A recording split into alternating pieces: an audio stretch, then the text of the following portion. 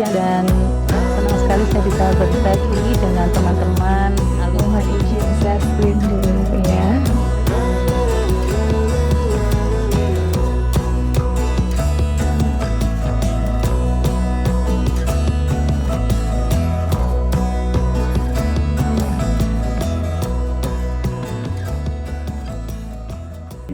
Suara Bu Fitri bisa terdengar? Bu. Bisa terdengar jelas, Bu. Ibu? Ya, oke, baik, kita mulai saja ya. Iya. Bismillahirrahmanirrahim. Assalamualaikum warahmatullahi wabarakatuh. Waalaikumsalam warahmatullahi wabarakatuh. Selamat siang semuanya. Apa kabar hari ini? Insya Allah semangat, ya, cerah ceria. Ada Mbak Dwi Ermavianti, ada Mas Andika Kuncoro. Bagaimana kabarnya Mas Andika? Alhamdulillah baik Bu. Di Surabaya ini posisi? Ya, posisi di cateringnya Nesa Bu, baru ngurusi catering. Oh ya, sip. Ya, nanti juga bisa sharing nih Mas Andika nih yang sudah ngurusi cateringnya di UNESA ya di Surabaya. Ya, kemudian ada Mbak Tri Harjanti. Ya, selamat siang Mbak Janti. Siang, Bu Fitri. Ya, ada Mbak Putri Marganing Utami. Ini selamat siang Mbak Putri. Ya, kemudian tadi kita juga sudah lihat Mas Hudi. Halo Mas Hudi. Ini Bu Fitri nyebutnya Mas ya. Ini double Mas ini ya. Kemudian tadi ada Mbak Sri Purnaningsih. Ya, halo Mas Hudi. Ya. Lagi makan siang Bu, maaf Bu. Ini di mana nih? Backgroundnya Lagi di Medan Bu. cantik sekali. Oh ya, datang Bu ke Danau Toba. Ayo Ibu. Oke ya. Besok ya besok bareng sama Mas Hudi ya. Ya, didampingi pasti. Ya, ada Mbak Naning nih ya, ada Mbak Sri Purnaningsih ya. Apa kabar Mbak Pur? Alhamdulillah Ya, baik. bingung nih manggilnya Mbak Pur, Mbak Ning ya. Boleh. Nggih. Mbak Sri boleh Bu. Iya, Mbak Pungki sudah join belum Mbak Pungki? Sampun Ibu, cuma Sampun ini ya. kamera saya baru error ini sepertinya. Oke. Ngapunten. Siap, oke. Siang ini insya Allah kita akan coba dengarkan ya cerita dari ada Mbak Dwi Ermavianti, ya, kemudian ada Mbak Pungki, ada Mbak Tri Murharjanti, ada Mbak Putri, ada Mas Hudi, dan juga ada Mbak Ning, ada Mbak Naning. Nah, ini semua ini keenam-enamnya adalah alumni S2 PKK UNY, ya. Dan kita coba akan dengar ceritanya, ya. Ini masing-masing pengalamannya sudah banyak ya, ya. Kayak Mbak Dwi ini sudah mengajar di SMK Negeri 1 Sewon, ya. Ya, jadi nanti bagaimana pengalaman mengajar di SMK, ya. Kemudian mungkin apa yang jadi apa ya macam pengalaman, terutama pengalaman di S2 PKK itu bisa mewarnai di dalam mengajar. Ya, mungkin itu nanti kita dengarkan cerita dari Mbak Dwi nanti bersama-sama. Kemudian Mbak Pungki, ya Mbak Pungki ini menggeluti di fashion apa ya? Di fashion ya Mbak Pungki ya. Nggih, Ibu. Jadi praktisi praktisi di dunia fashion ya, kalau nggak salah dulu satunya busana ya Mbak Pungki ya.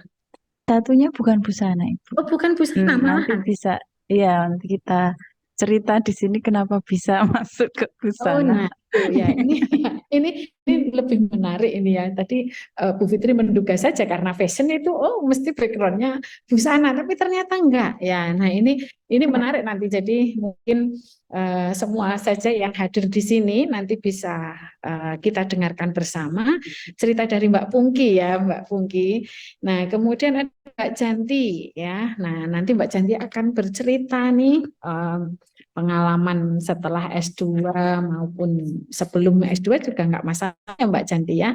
Tetapi Mbak Janti ini sekarang mengajar di D4 ya atau sarjana terapan ya, sarjana terapan di eh, vokasi Tata Boga UNY ya. Mbak Janti nanti bisa cerita pengalaman-pengalamannya ya sampai sekarang. Kemudian nanti juga Mbak Putri pun demikian ya, ada pengalaman menarik ya Mbak Putri, mulai dari ketika masih di teknisi, kemudian kuliah S2, lalu sekarang menjadi dosen di pendidikan tata busana PTBB FTUNY ya. Nanti kita dengarkan bersama-sama cerita pengalaman Mbak Puri ini ya. Nah, kemudian kalau Mbak Ning ya, Mbak Ning ini apa Mbak Ning? Ibarat ibarat apa kereta itu rodok pindah geser gitu ya Mbak Ning. Ya, Pindah ya Mbak gerbong Nani itu. ini ya apa dulu mengajar, namun sekarang Mbak Ning ini fokus nih jadi pengusaha ya Mbak Ning ya. Iya, jadi pengusaha nanti kita juga akan dengarkan, ya akan dengarkan pengalaman Mbak Nani ini yang banyak sekali ya. Kemudian Mas Uti, ya Mas Uti mana ini? Oh tadi masih makan kali ya. Ya, nah ini Ki, nanti kamu ini apa ayo diet. Disuruh diet gitu ya. Ya, Mas Uti ini pengalamannya banyak sekali ya. Dulu Waduh, itu apa main bareng sama Bu Fitri kemarin itu terakhir di mana? Dampingi Astra ya Mas ya? iya kita CSR-nya Ya, Astra.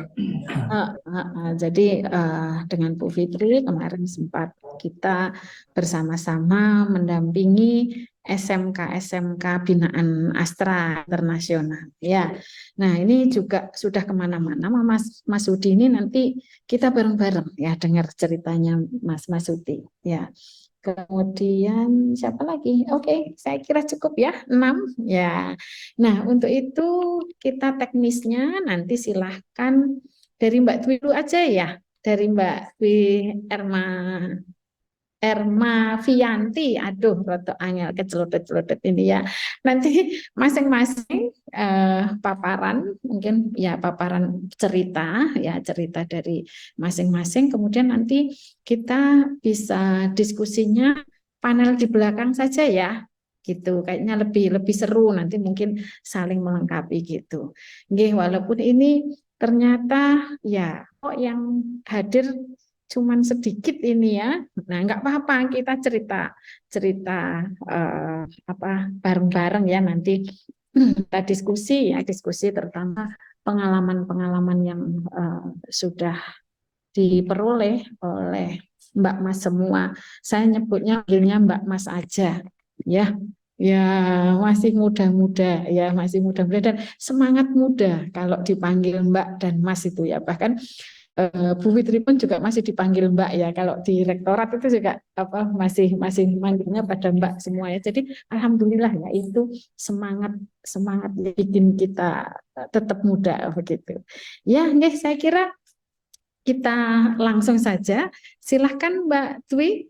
Ya, boleh share screen juga ya, boleh share screen juga sudah di enable ya. Oh, saya sekarang sudah dijadikan host kok tadi sama Mas Lutfi. Nggih, kok Mbak Dwi bisa share screen enggak? Coba. Bisa Ibu, terima kasih Bu Fitri bisa. Oke. Oke. Bisa. Baik, izin untuk memulai Bu Fitri. Monggo Assalamualaikum silakan. warahmatullahi wabarakatuh. Ya, Waalaikumsalam.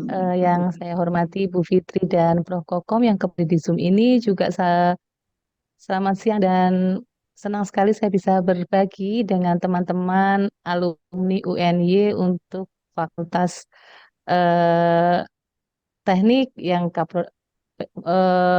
jurusan yang pendidikan kesejahteraan keluarga. Izin saya untuk share screen. Di sini apakah sudah tampak, Ibu? Ya, alhamdulillah sudah Mbak Dwi.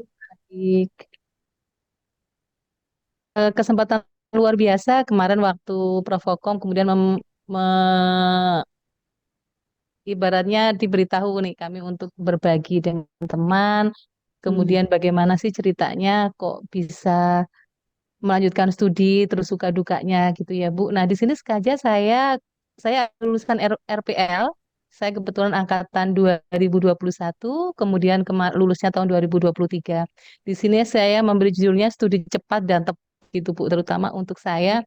Kebetulan saya adalah guru SMK 1 Sewon, program keahlian saya tata kecantikan. Jadi sangat linear sekali ketika UNY itu membuka program keahlian konsentrasinya tata rias. Jadi sangat sesuai dengan mata pelajaran dan pekerjaan yang saat ini saya sedang tekuni.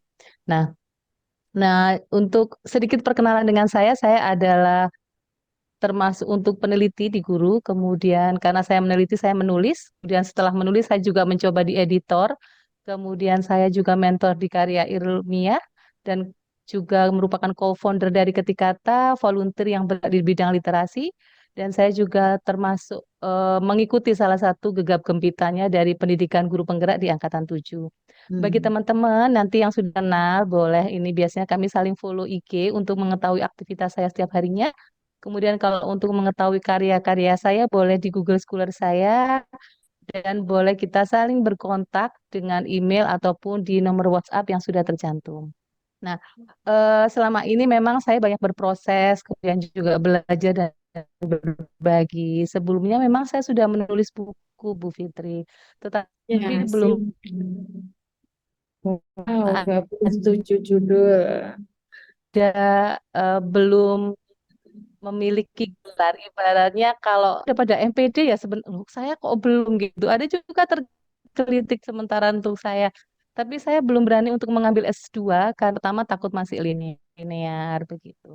Nah, kemudian saya juga memberanikan diri akhirnya sebelum masuk S2 saya sempat memiliki dua sertifikasi. Yang pertama SIAR yang untuk Certified International Applied Research untuk peneliti terapan. Kemudian yang kedua adalah sertifikasi sebagai penulis karena kebetulan memang dapat fasilitas dari Puskurbuk. Nah, saya ucapkan terima kasih sebelumnya kepada Profesor Dr. Kokom Komari MPD, kemudian juga pembimbing dosen saya Ibu Nani Ratnaningsi MP, Ibu dosen wali waktu itu Dr. Itsda Cahyati MP, dan seluruh dosen S2 PKK yang telah membantu saya sehingga mempermudahnya studi tidak mengalami hambatan suatu apapun. Nah, kalau dilihat-lihat memang saya pernah tahun 2011 itu pernah ikut daftar Ibu di S2 pengawas UGM itu ya programnya Kemdikbud waktu itu. Tapi saya tidak lolos seleksi. Sehingga kemudian saya mencoba lagi di tahun 2012 waktu itu UN itu pernah menawarkan ke kami juga para guru-guru ini S2 kecantikan dan spa. Tetapi di akhirnya ketika kami sudah masuk itu ternyata yang ada busana. Kami juga diperingatkan dari PKD, cobalah cari yang linear gitu. Sehingga waktu itu tidak jadi kuliah gitu, Bu. Padahal sudah bayar UKT gitu. Waktu itu sudah bayar UKT, tetapi akhirnya kita tidak jadi kuliah, UKT-nya dikembalikan. Karena apa? Ternyata tidak ada, belum jadi dibuka yang jurusan untuk S2 ini. Ya sudah, akhirnya berhenti vakum lama gitu, Bu. Jadi ya sudah deh, akhirnya ini si S2-nya ini tertahan gitu. Enggak lagi ke kalau di awalnya tahun 2011 itu kayaknya menggebu-gebu pingin banget ini saya S2 gitu. Akhirnya proses udah itu hilang begitu saja. Sehingga kemudian pada tahun 2020 kok tiba-tiba ada RPL ini Bu, programnya yang luar biasa digaungkan UNY ini untuk kami para guru. Kemudian ada salah ini kita coba deh gitu. Bagaimana terasinya tata rias sehingga eh, saya kepingin banget nih. Kebetulan waktu itu ada juga teman saya Bu Purwanti yang ngajak daftar ceritanya Bu. Gitu. Kemudian saya daftar pun itu suami nggak diceritain ini Bu ceritanya. Soalnya kalau diceritain ini mau dipakai apa gitu. S1 sudah cukup ya udah nggak cerita dulu sama suami. Saya daftar bayar-bayar gitu sambil harap-harap cemas nunggu pengumuman saya diterima nggak ya gitu. Karena LPR ternyata lebih mudah daripada jalur yang portofolio karena waktu itu saya sudah diakui beberapa SKS. Nah, seiring berjalannya waktu dari tahun 2008, 2019 itu kegiatannya saya kebetulan banyak menulis, menulis buku, kemudian mulai ada banyak webinar itu mulai pandemi Ibu. Jadi banyak kesempatan karya belum dua gitu. Nah, selanjutnya eh, ada dua faktor yang menjadi tantangan untuk saya. S2 lagi ini isinya apa ya gitu. Konsentrasi kalau waktu S kami banyak praktek tuh Bu. Kalau untuk S2 kata teman-teman sih kalau udah terbiasa menulis, S2 itu akan mudah gitu. Karena yang dibahas ke eh, kemudian tugasnya juga banyak berdiskusi gitu. Kemudian akhirnya jadi tantangan buat saya, coba gitu. Dan selanjutnya oleh gelar. Kemudian linear karena sangat linear dengan yang saya ambil S2.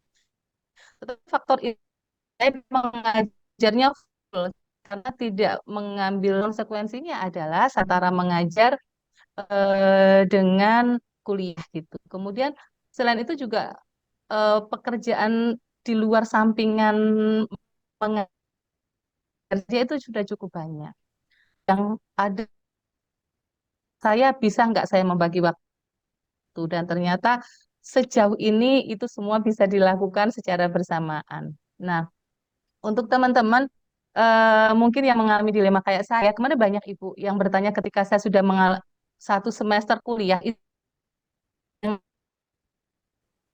tanya ke saya RPL itu seperti apa. Kemudian eh, baik buruk saya sendiri itu memang sebenarnya di awal kebetulan RPL tanpa tes. Jadi sertifikat saya itu banyak ini bisa nggak sih gitu kan dengan SKS dan alhamdulillah saya diakuinya 18 SKS sehingga Hmm. saya menempuh kembali 22 SKS. Kemudian juga ada harap-harap cemas, saya tetap diterima atau tidak. Akhirnya saya diterima. Nah, strateginya waktu kuliah RPL ini, Bu, seperti apa? Saya mencicil tugas itu setiap waktu. Jadi kalau udah dapat tugas gitu, kebetulan karena kami sudah pembelajaran untuk orang dewasa ya, jadi di dalam kelompok kami RPL itu juga kita lebih banyak berdiskusi. Kemudian ya kalau sekarang boleh ya Bu, saya spill dulu suka tukar-tukar tugas gitu Bu. Maksudnya kalau Hmm. tugasnya ada 5, nanti saya kerjain berapa, temennya berapa gitu. Nanti diganti-ganti. Nah, itu yang sering kali terjadi. Kemudian juga sering membuka webnya uny.c.id ini. Ada informasi apa yang terbaru. Kemudian untuk mempercepat, ini sesekali saya ke kampus, saya kunjungi perpustakaan. Kebetulan saya paling sering itu sembunyi di LPTK sini Bu, di perpustakaannya. Jadi saya ada waktu-waktu di mana saya meluangkan waktu betul, saya ke kampus, belajar, kemudian dalam arti belajar ini cari referensi, Bu Fitri. Jadi Hmm. saya ketemu anak S1, kemudian ketemu teman-teman, kita berceria gitu adalah menjadi salah satu mood booster untuk saya supaya lebih cepat gitu. Jadi nggak mikir tugas yang dari sekolah dulu, tetapi menyelesaikan kuliahnya ini biar tepat waktu. Kalau tugas-tugas yang di sekolah, seandainya saya tidak ada, itu bisa digantikan teman-teman lain. Tetapi ketika untuk membuat tesis ini, saya tidak bisa digantikan oleh teman-teman saya. Nah, kemudian juga saya sangat rutin konsultasi dengan Bu Nani. Kebetulan Bu Nani ini juga sangat luar biasa. Beliau sangat hebat sekali. Jadi dalam arti 2 minggu ya Mbak Erma gitu. Saya 2 minggu saya kembali. 1 minggu ya 1 minggu saya kembali. Sampai mungkin sangat intens sekali yo, yang akhirnya mempermudah saya untuk ketika ujian dan lain sebagainya. Nah, kalau untuk benefit sendiri setelah lulus ya tentu saja saya di branding ya Bu, karena saya sering ngasih materi, kemudian ada buku-buku yang saya tulis, tentu saja MPD-nya akan melekat di sana. Itu suatu branding dan lebih meningkatkan percaya diri. Setelah itu kemudian untuk naik pangkat. Jadi begitu saya wisuda ada dibuka untuk pengajuan gelar, alhamdulillah sudah terpakai. Kemudian saya juga setelah S2 ini Bu, saya lebih kemudian untuk ibaratnya memenggal kata tempat, titik, koma, huruf besar, kecil, penulisan tabel, itu saya jadi lebih lebih expert gitu dibandingkan saya sebelum masuk S2 kemarin. Tentu saja itu yang luar biasa yang manfaat saya rasakan sampai sekarang ini. Nah, selanjutnya mau ngapain? Ya ilmu ini yang memang akhirnya banyak saya bagikan, yang banyak saya sharing kepada teman-teman. Selanjutnya juga pengalaman saya mengikuti RPL gitu. Jadi apa sih? Ternyata memang manfaatnya luar biasa. Nah, selanjutnya mau jadi apa ya? Ini kalau saya pengen sejarah hidup saya kayak sejarah sepatu ini, Bu. Tuh. Jadi Hmm. sejarah tempat di mana manusia itu pernah menapak dan berpijak. Begitu Bu Fitri, sharing-sharing saya untuk teman-teman. Mungkin semoga bisa menginspirasi teman-teman yang lain agar bisa cepat untuk menyelesaikan studinya. Bila taufiq wa hidayah, wassalamualaikum warahmatullahi wabarakatuh.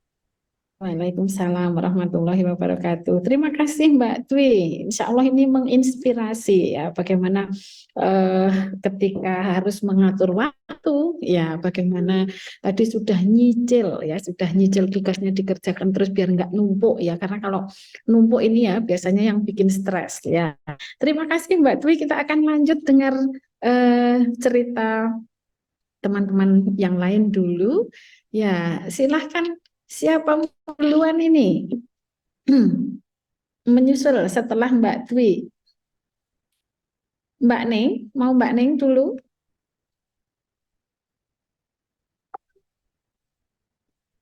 Atau mau Mbak Putri atau Mbak Janti? Atau Mbak Pungki? Silahkan. Monggo. Ayo, ayo. Baik, ini saya dulu, Bu. Oh, Mungkin, silahkan. nggih, tapi mohon maaf saya sendiri nggak bisa keluar di gambar. Jadi ini cuma gambar lingkungan yang apa? Imajinasi yang ada di Oke. profil saya. Ini Mbak Pungki, nggih Mbak Pungki. Nggih, tapi sayang ini nggak bisa share video. Oke. Coba saya izin share screen deh, Ibu. Nggih, nggih. Coba, mudah-mudahan bisa ya kalau share screen ya Mbak Pungki ya. Oke, gampang. Oke. Baik. Apakah sudah terlihat? Belum.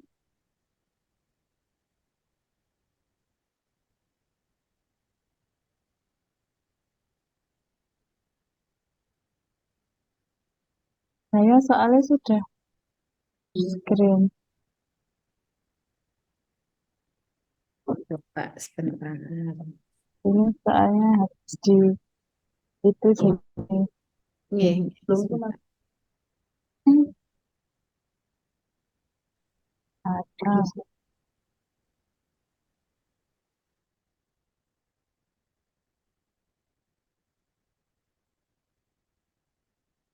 Kalau enggak, Bu Fitri bantu share Mbak Mbak Punggi sebentar ya.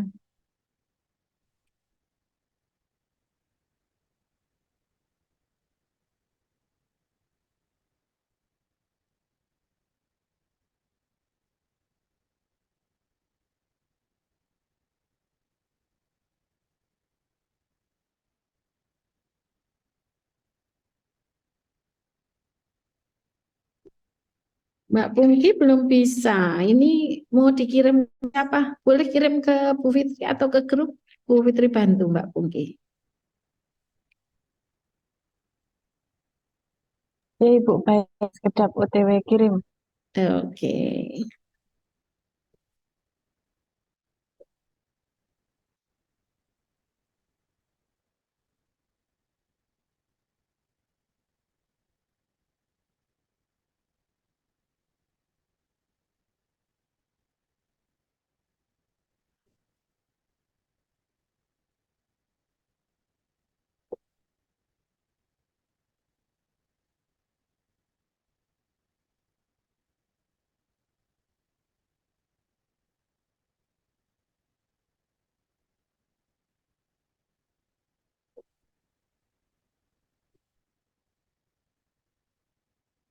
Ya, mungkin sembari nunggu Mbak Pungki, ya kita geser dulu nggih. Kita geser dulu. Siapa Mbak Putri? Ya, Mbak Putri aja ya. Mbak Putri dulu ya. J, Ya. baik Bu. Oke, yuk kita dengarkan cerita dari Mbak Putri. Monggo Mbak Putri, Ya, dipersilahkan. Bu. Terima kasih. Mohon izin share screen dulu ya Bu ya. Oke.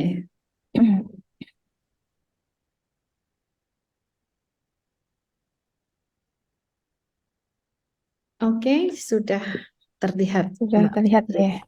Ya, baik. Sebelumnya, Assalamualaikum warahmatullahi wabarakatuh. Waalaikumsalam warahmatullahi wabarakatuh. Ya, yang saya hormati Ibu Fitri, teman-teman semuanya, saya ucapkan banyak sekali terima kasih atas kesempatan yang luar biasa ini. Di sini saya ingin berbagi cerita dan pengalaman saja ya Bu ya, yang tentunya masih sedikit sekali gitu. Jadi berbeda dengan Bu Irma tadi ya, yang sudah wow luar biasa gitu ya. Eh, Silahkan diambil yang baik-baik dan yang kurang baik, biarlah menjadi cerita saya. Gitu.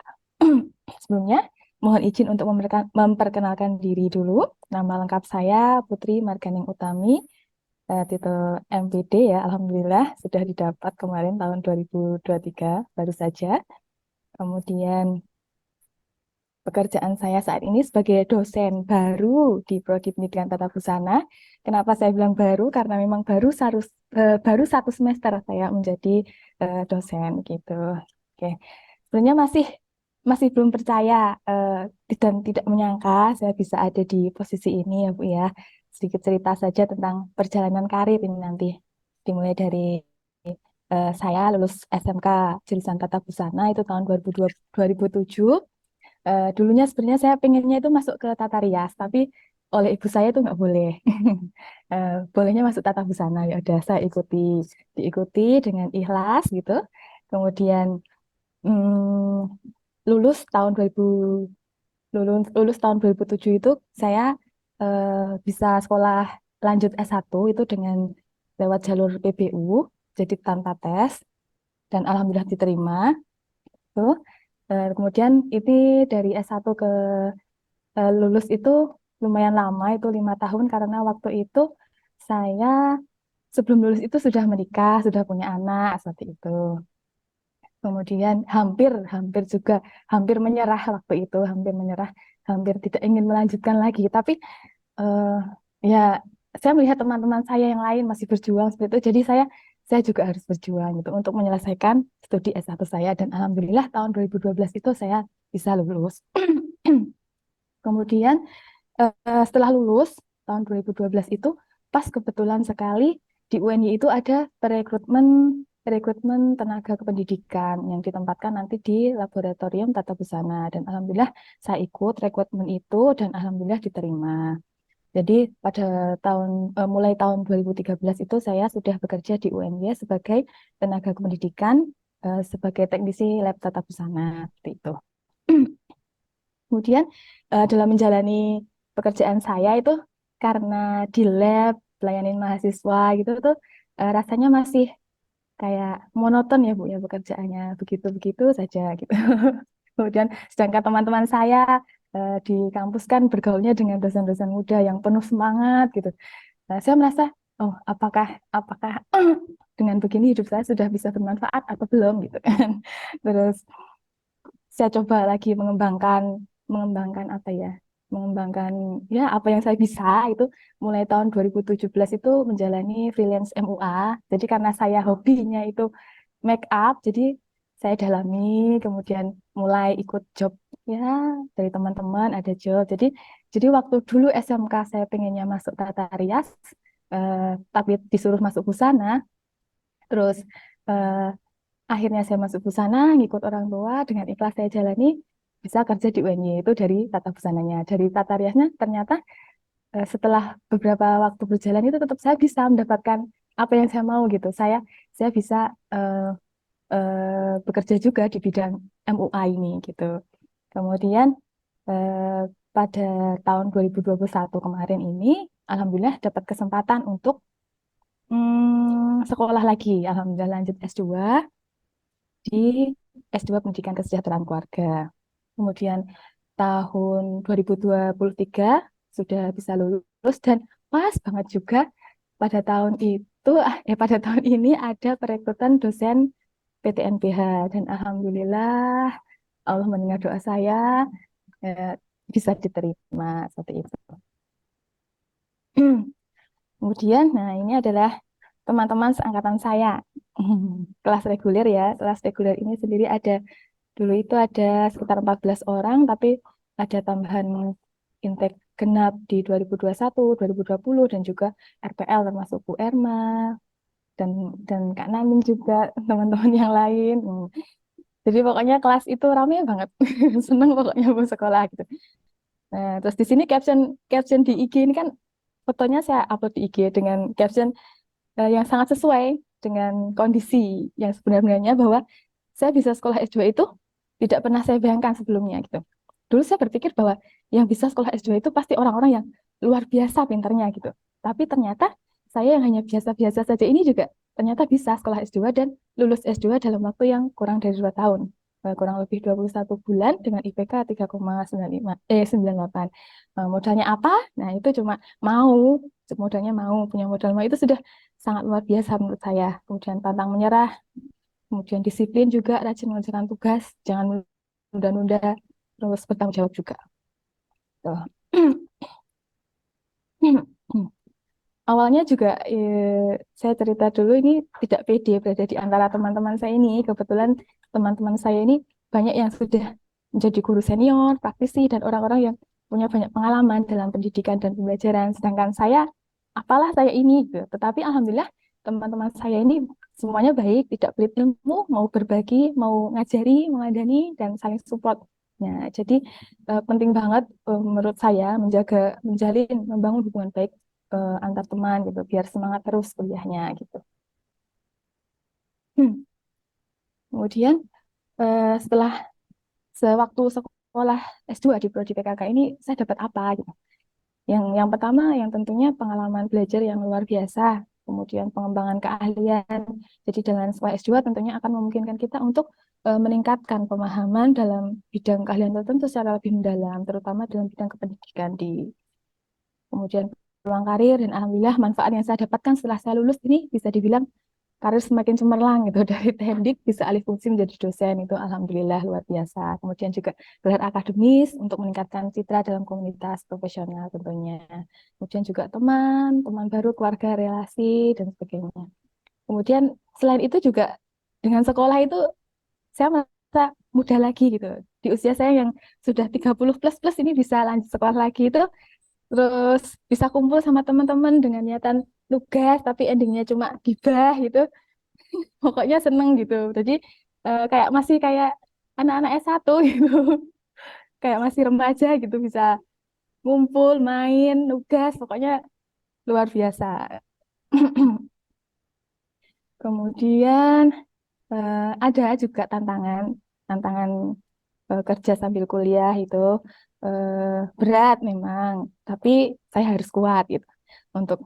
Untuk itu saya harus bisa membagi waktu dengan baik antara kuliah dan kerja, juga harus seimbang. Bukan mana yang lebih dulu, karena dua-duanya memang sama-sama penting. Jadi harus benar-benar diatur supaya semua bisa tercapai.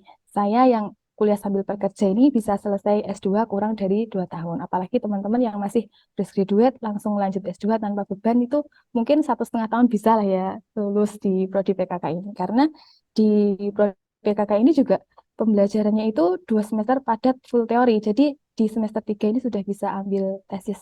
Kalau gercep ini bisa banget lulus cepat pokoknya. Seperti Bu Erma tadi juga cepat banget ya lulusnya.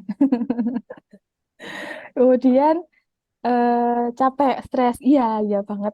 Dulu awal semester 1 itu sampai turun berat badan karena sering begadang, nggak sempat makan, depan laptop terus berjam-jam. Eh, karena masih proses penyesuaian diri. Tapi di semester 2 ini sudah mulai enjoy, menikmati kuliah, bisa atur waktu dengan baik, dan yakin aja semua akan terlewati. Jalani semuanya dengan niat ibadah dan jihad untuk mencari ilmu begitu.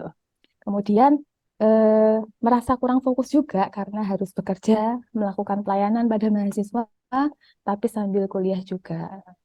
Ada untungnya saya ini kemarin kuliah online ya, jadi bisa kuliah sambil melayani mahasiswa. susahnya itu kalau tiba waktunya giliran presentasi gitu ya, harus ngumpet dulu biar nggak dicari mahasiswa gitu. Kadang konsentrasi juga buyar, tapi alhamdulillah ada Bismart, ada Google Classroom, ya di situ banyak materi-materi dari dosen yang bisa kita pelajari secara mandiri gitu. Terus kenapa harus sekolah lagi? Kenapa harus sekolah lebih tinggi itu untuk apa gitu? Jangan pernah berpikir ya sekolah lagi itu untuk apa gitu. Kita harus tahu bahwa seorang penuntut ilmu akan dimuliakan derajatnya. Jadi kenapa masih malas-malas untuk belajar, untuk sekolah gitu. Kita tidak akan pernah tahu apa yang akan terjadi di masa yang akan datang. Insya Allah pasti akan banyak manfaatnya yang tidak pernah kita sangka. Kemudian ini ya, sudah ini yang terakhir ini, mari belajar menikmati proses tanpa protes. Badan boleh lelah, mata boleh basah, capek, stres, nangis boleh, tapi hati jangan pernah menyerah. Untuk teman-teman yang sedang proses penyelesaian studi mungkin di sini ya, mari bertanggung jawab, selesaikan apa yang sudah kita mulai. Kan cepat ikan gabus, lebih cepat, lebih bagus. Terima kasih dari saya. Sekian. Assalamualaikum warahmatullahi wabarakatuh. Waalaikumsalam warahmatullahi wabarakatuh. Ya, jadi apa Mbak Janti tipsnya terakhir tadi? Hati jangan menyerah ya.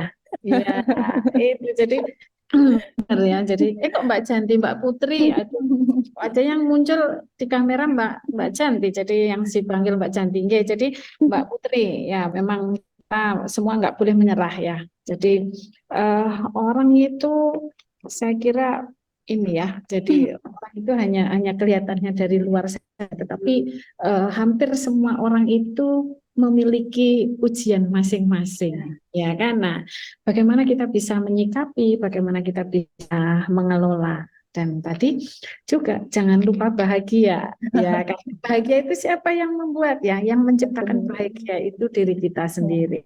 Oke, terima Ya, kasih Mbak Putri. terima kasih Ya, Bu Fitri. ya kita lanjut ke Mbak Janti ya, Mbak Janti.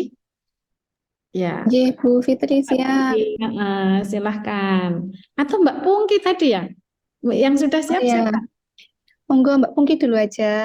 Oh Mbak gitu. Pungki dulu, oke. J. Ya, tadi lupa ya Bu Fitri, wong sebelum siapa? Sebelum Mbak Putri, Mbak Pungki ya. Oke, Mbak Pungki sudah siap nggih?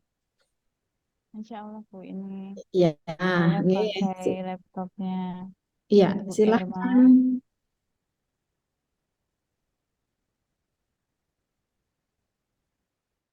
Sudah terlihat Bu? Nggih, sampun. Ya, baik.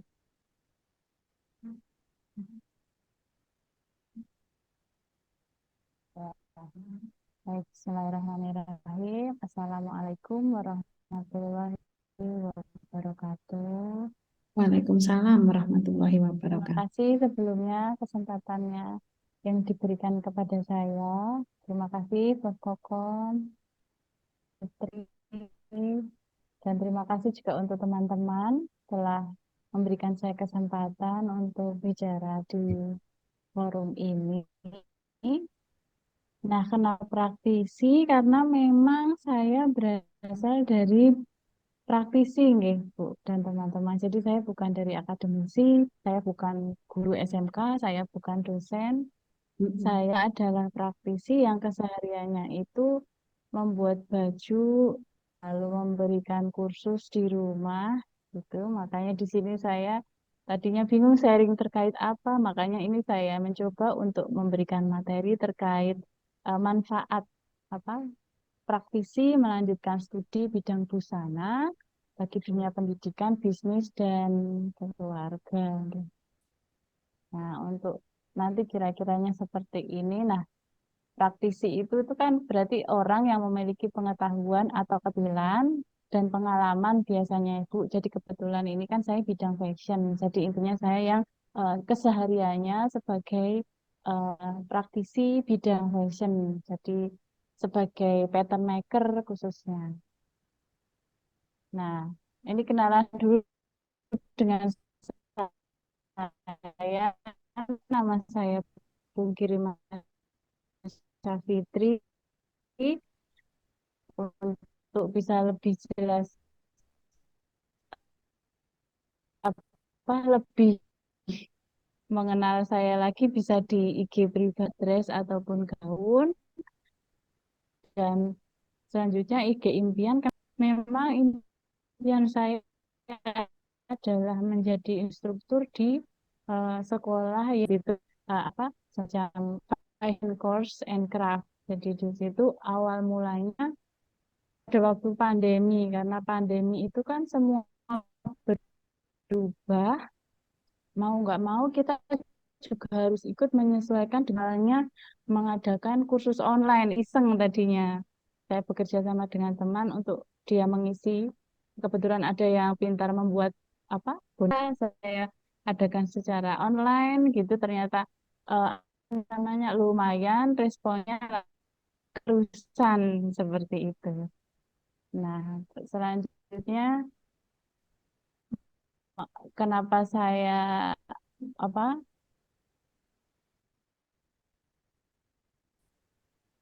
lalu melanjutkan ke ini, karena memang dulu waktu saya itu awalnya itu memang dari dasarnya psikologi.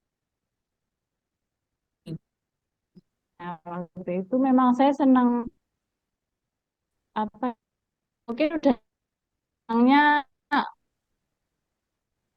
eh, belajar, ya belajar dari atas. Setelah saya apa berumah tangga, ada hajat lain yang memang harus saya utamakan dahulu, yaitu membuat rumah. Jadi saya tidak jadi apa LPDP, itu lembaga apa bantuan dana pribadi, itu saya nggak jadi. Jadi saya tunda. Ternyata Allah hanya menunda di saat saya sudah siap. Nah, kurang lebih sekitar tahun 2021, ya itu tuh saya tuh nggak ada bayangan lagi untuk saya apa sekolah lagi gitu ya Bu. Sebenarnya kayak kayak itu apa ya, impian yang sudah kayak nggak mungkin gitu, saya karena udah tua, umurnya udah 40 gitu kan. Jadi terus tiba-tiba qadarullah kok suami tuh bilang mau sekolah lagi po gitu. Ya udah, langsung saya kunci, saya nggak udah tawar-tawar, langsung saya keep, saya kunci, saya cari tujuannya. Saya memang pengennya UNY, terus saya waktu itu buka udah gelombang 2. Alhamdulillah, saya pakai portofolio mencari apa rujukan apa itu. Rekomendasi. Rekomendasi, betul. Saya cari-cari rekomendasi. Dosen-dosen saya cari, alhamdulillah ketemu. Waktu itu Pak Ada, yang sekarang juga kebetulan dari pembimbing tesis saya kemarin, sama Iya. Bu Widi, kalau nggak salah. Alhamdulillah, terus saya masuk ini tahun 2021 yang angkatannya dengan Mbak Putri, Bu Erma, dan alhamdulillah teman-teman itu solid sekali. Solid sekali, saling mendukung, dan memang paling dirasakan itu pertemanan S2 itu. Pertemanan lingkungan S2 itu memang menyenangkan, apa, ngangenin gitu, Bu. Ngangenin kumpulnya. Ayo nugas, janjian nugas. Ternyata ya cuma makan, ngopi, ngobrol, tugasnya tetap dikerjain di rumah masing-masing. Gitu. Jadi itu sedikit cerita tentang saya, kenapa saya kok terus nyemplung di dunia busana. Karena memang sebelum apa setelah saya menikah punya anak, kebetulan saya banyak nggak apa ada ada sesuatu yang saya tidak bisa kerja di luar, jadi saya mengikuti kursus, mengikuti lomba, mengikuti segala macam di bidang busana. Akhirnya lalu apa kesenangan nih di bidang busana. Nah, ini saya bikin diagram ini, kalau nggak S2 saya nggak bisa bikin diagram ini. Katanya kan latar belakang itu berawal dari fakta dan data. Katanya ini belajarnya saya dari S2 ini.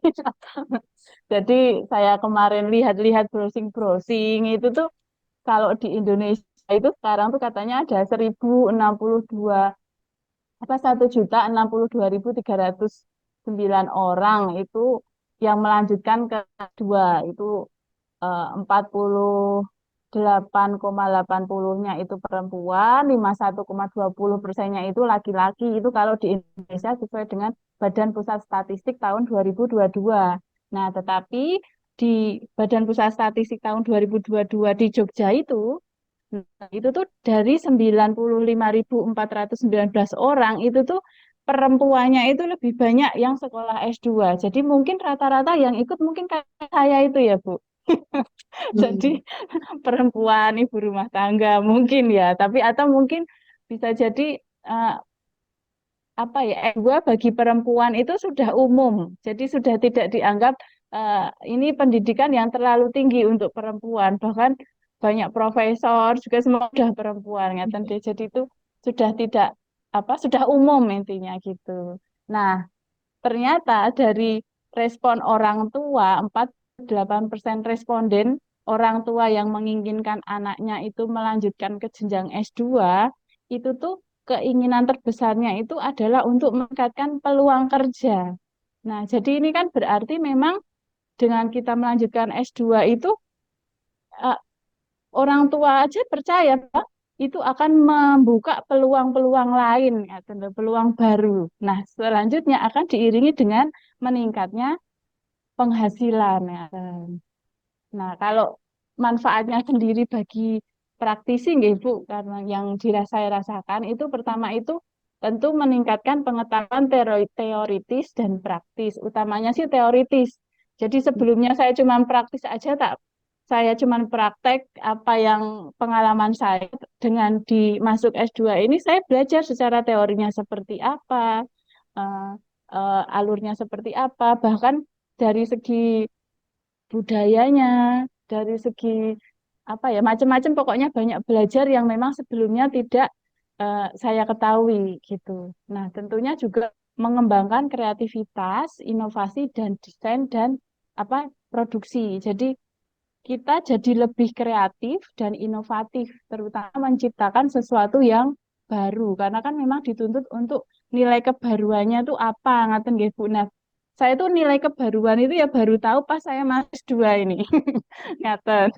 Lalu Ya. untuk selanjutnya networking pasti nggih dengan Hmm. network apa masuk S2 ini kita bisa membuka apa jaringan baru, link baru, teman baru dan apa bahkan waktu kemarin saya tesis itu malah saya banyak bekerja sama dengan LKP ngaten dan saya malah diundang jadi apa guru tamu. Dan di sini juga saya kemarin kebetulan alhamdulillah ikut di praktisi mengajar, sempat mengajar juga di UNYD 4 ngaten jadi panggilan, panggilan guru tamu, Kamu panggilan itu saya. jelek ya kalau panggilan itu. Jadi guru Praktisi tamu dan mengajar ya. ngaten dan tentunya membuka peluang ya, peluang bisnis dan karir yang lebih luas lagi yang tadinya saya hanya membuat busana klien, saya jadi bisa apa berpartisipasi dalam pendidikan seperti saya berkolaborasi, terus saya menjadi instruktur tamu ataupun guru tamu. Dan tentu saja seperti yang dikatakan Bu Erma dan Mbak Putri, itu juga meningkatkan kepercayaan diri. Jadi benar, jadi kalau kita sudah S2 apalagi sudah lulus, belum lulus aja sekolah lagi itu kayak seolah-olah sudah percaya diri ngaten walaupun mumet ya pas ngerjain tapi tetap percaya diri itu tadi yang penting. Ya. Nah, pertimbangannya kenapa melanjutkan S2 tentu harus ada pertimbangannya ngaten. Jadi nggak terus oke S2 tapi pokoknya S2 apa aja. Nah, itu nanti takutnya memang jadi salah pilih jurusan. Yang pertama memang harus memiliki tujuan yang jelas karena dengan memiliki tujuan yang jelas tentu kita akan eh, memilih apa namanya jurusan yang tepat sesuai dengan apa yang menjadi eh, kesenangan kita atau mungkin passion atau yang spesialisasi kita. Ngaten. Selanjutnya juga biaya. Untuk biaya itu kita juga harus mempertimbangkan selain biaya kuliah itu juga biaya buku, tambah lagi sekarang biaya nugas, Bu. Nugasnya di Nugas kafe itu ya. kalau seru tuh kumpul ya di kafe itu kadang. Tapi selain itu juga kita bisa mendapatkan beasiswa sebetulnya. Apalagi yang usianya masih di bawah 40, di bawah 30 itu akan mudah juga mendapatkan beasiswa. Lalu juga waktu. Waktu itu tentu kita harus mempertimbangkan waktu dalam penyelesaian kuliah, waktu penyelesaian tugas, dan juga waktu untuk tugas akhir. Dan juga pertimbangkan perguruan tinggi yang dituju. Nah, dulu kenapa saya memilih S2 UNY? Pertama di Jogja, karena saya tidak mungkin untuk di luar kota, karena sudah memiliki keluarga yang memang anaknya ini anak-anak baru masa pertumbuhan ya, baru puber ini, masih remaja, jadi saya tidak mungkin untuk di luar kota. Dan tujuan apa dan di UNY ini jurusan yang saya inginkan ada, biayanya juga masih worth it, dan juga apa namanya eh, kualitasnya, akreditasinya kan sudah unggul ngadan. Jadi salah satu pertimbangannya. Nah, kalau ini perbedaannya mungkin sudah banyak tahu. Yang utamanya tuh memang kenapa S2 lebih cepat dari S1 ya karena SKS-nya itu cuma 36 kisarannya. Jadi cuma 4 semester kalau lama, dan 3 semester aja sudah bisa lulus sebenarnya. Jadi lebih cepat, dan mungkin kita akan menemukan lingkungan yang satu circle, satu pemikiran. Jadi kalau diskusi juga nyaman, bercanda juga nyaman. Pokoknya ya seru ngaten. Nah, jadi simpulannya ini melanjutkan pendidikan ke jenjang S2 bagi praktisi itu sangat bermanfaat. Jadi bisa meningkatkan pengetahuan, keterampilan, kreativitas, karir, bisnis, bahkan jaringan, serta kepercayaan diri dan kepuasan diri. Dan untuk memutuskan melanjutkan pendidikan S2 harus mempersiapkan diri dengan baik. Dan seperti tadi Mbak Putri bilang juga menikmati proses belajar dan berkarya. Terima kasih. Ini juga ada sedikit dokumentasi keseruan saya di studio, dan ini tanda cinta dari saya. Terima kasih. Assalamualaikum warahmatullahi wabarakatuh. Waalaikumsalam warahmatullahi wabarakatuh. Ya, terima kasih Mbak Pungki. Ini tanda cinta dari Bu Fitri. Oke, Ibu. Ya, oke. Baik, terima kasih. Kita lanjut nih Mbak Janti, sudah senyum-senyum nih, sudah siap ya Mbak Janti. Ya, ya nanti kita akan diskusi bersama-sama di akhir panel ini. Ini Mbak Janti sudah nampak tayangannya. Silahkan Oke, Mbak sudah Janti. nampak, J. Ampun. Baik.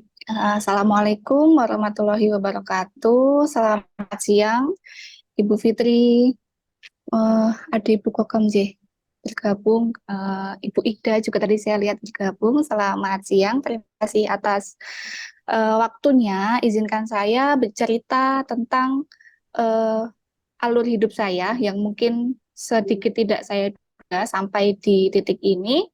Maka dari itu saya memberi judul alumni talk pada siang hari ini dengan judul Meraih Mimpi Lewat Cita-Cita. Jadi apa yang saya lakukan hari ini sebagai dosen itu adalah mimpi saya. Cita.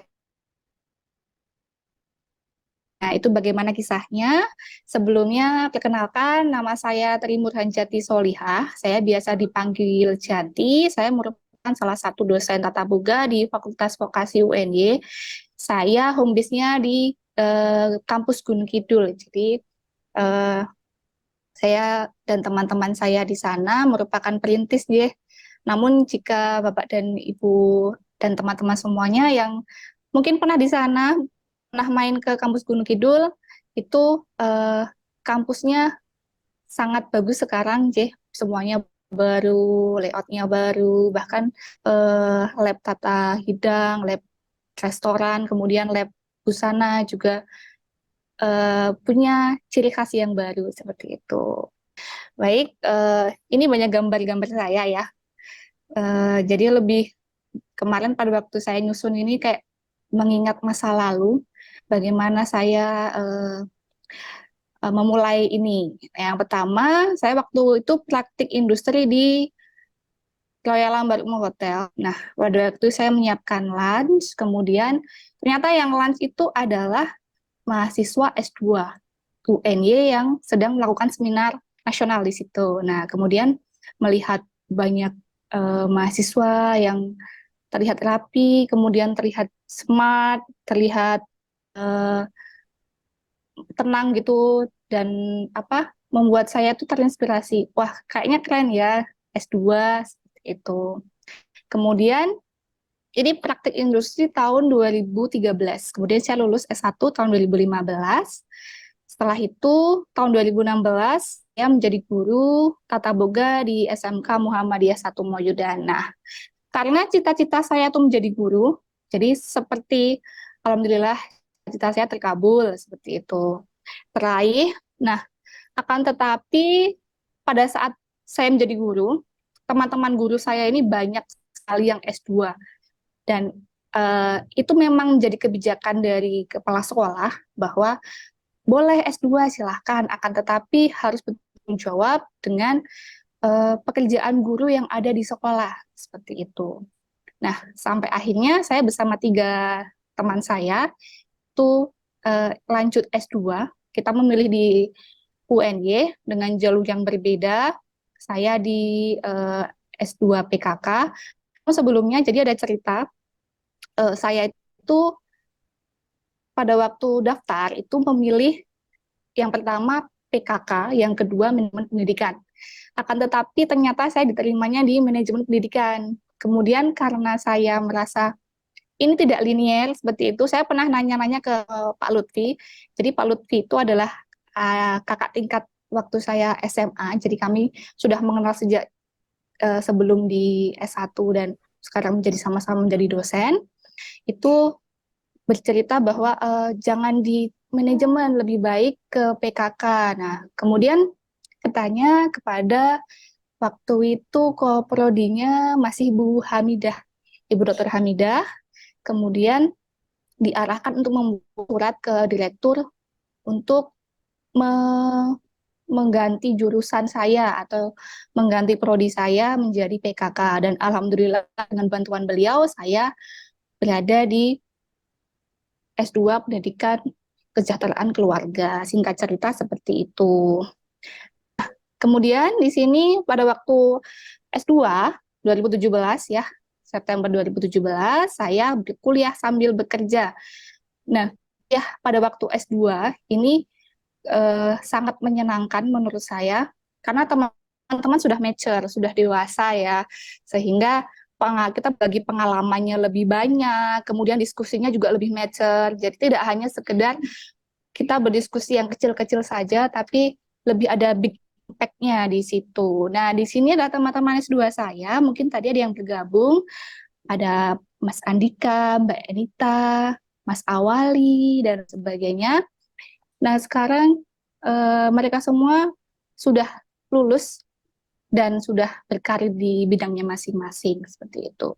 Kemudian ini adalah gambar saya dan teman-teman waktu piknik. Jadi waktu kuliah itu juga ada kayak kunjungan industri seperti itu, tamasya, dan menyenangkan. Tapi tidak juga kami mengikuti international conference, gitu. Ini waktu itu di Semarang, dan impact-nya memang betul dari yang dijelaskan oleh teman-teman sebelumnya. Kalau di S2 itu kita lebih senang menulis nantinya, entah itu menulis penelitian atau menulis buku, karena banyak inspirasi yang didapat, seperti itu. Kemudian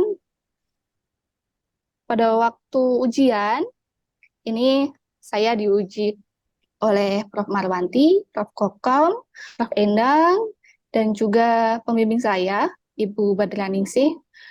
Ketika saya menulis ini, saya merasa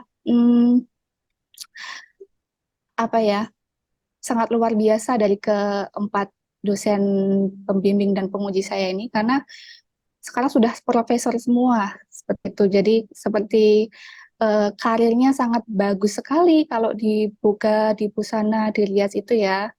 Kemudian pada waktu itu uji tesis 19 Agustus 2020 itu saya sempat stuck karena ketika itu 2019 saya menjadi koprodi, jadi banyak lot pekerjaan seperti UKK, kemudian ada lomba LKS, jadi banyak lot pekerjaan di sekolah, jadi agak sedikit gonjang-ganjing. Nah, di situ saya pada waktu bertemu Prof. Kokom, saya dikuatkan.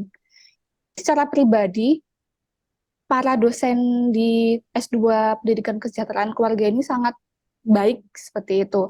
bagaimana cara membuat mahasiswa itu menjadi semangat lagi. Nah, seperti kata-kata dari Prof. Kokom ini saya ingat sekali. Jadi saya mungkin Prof. Kokom feeling saya sudah sedikit agak loyo gitu ya. Kemudian pada waktu bimbingan tesis, Prof. Kokom memberikan semangat untuk saya agar membuat tesisnya lebih baik dan mampu seperti itu. Kemudian Prof. Koko, Marwanti, Prof. Endang, Dr. Badra ini banyak sekali membantu saya dalam proses tersebut.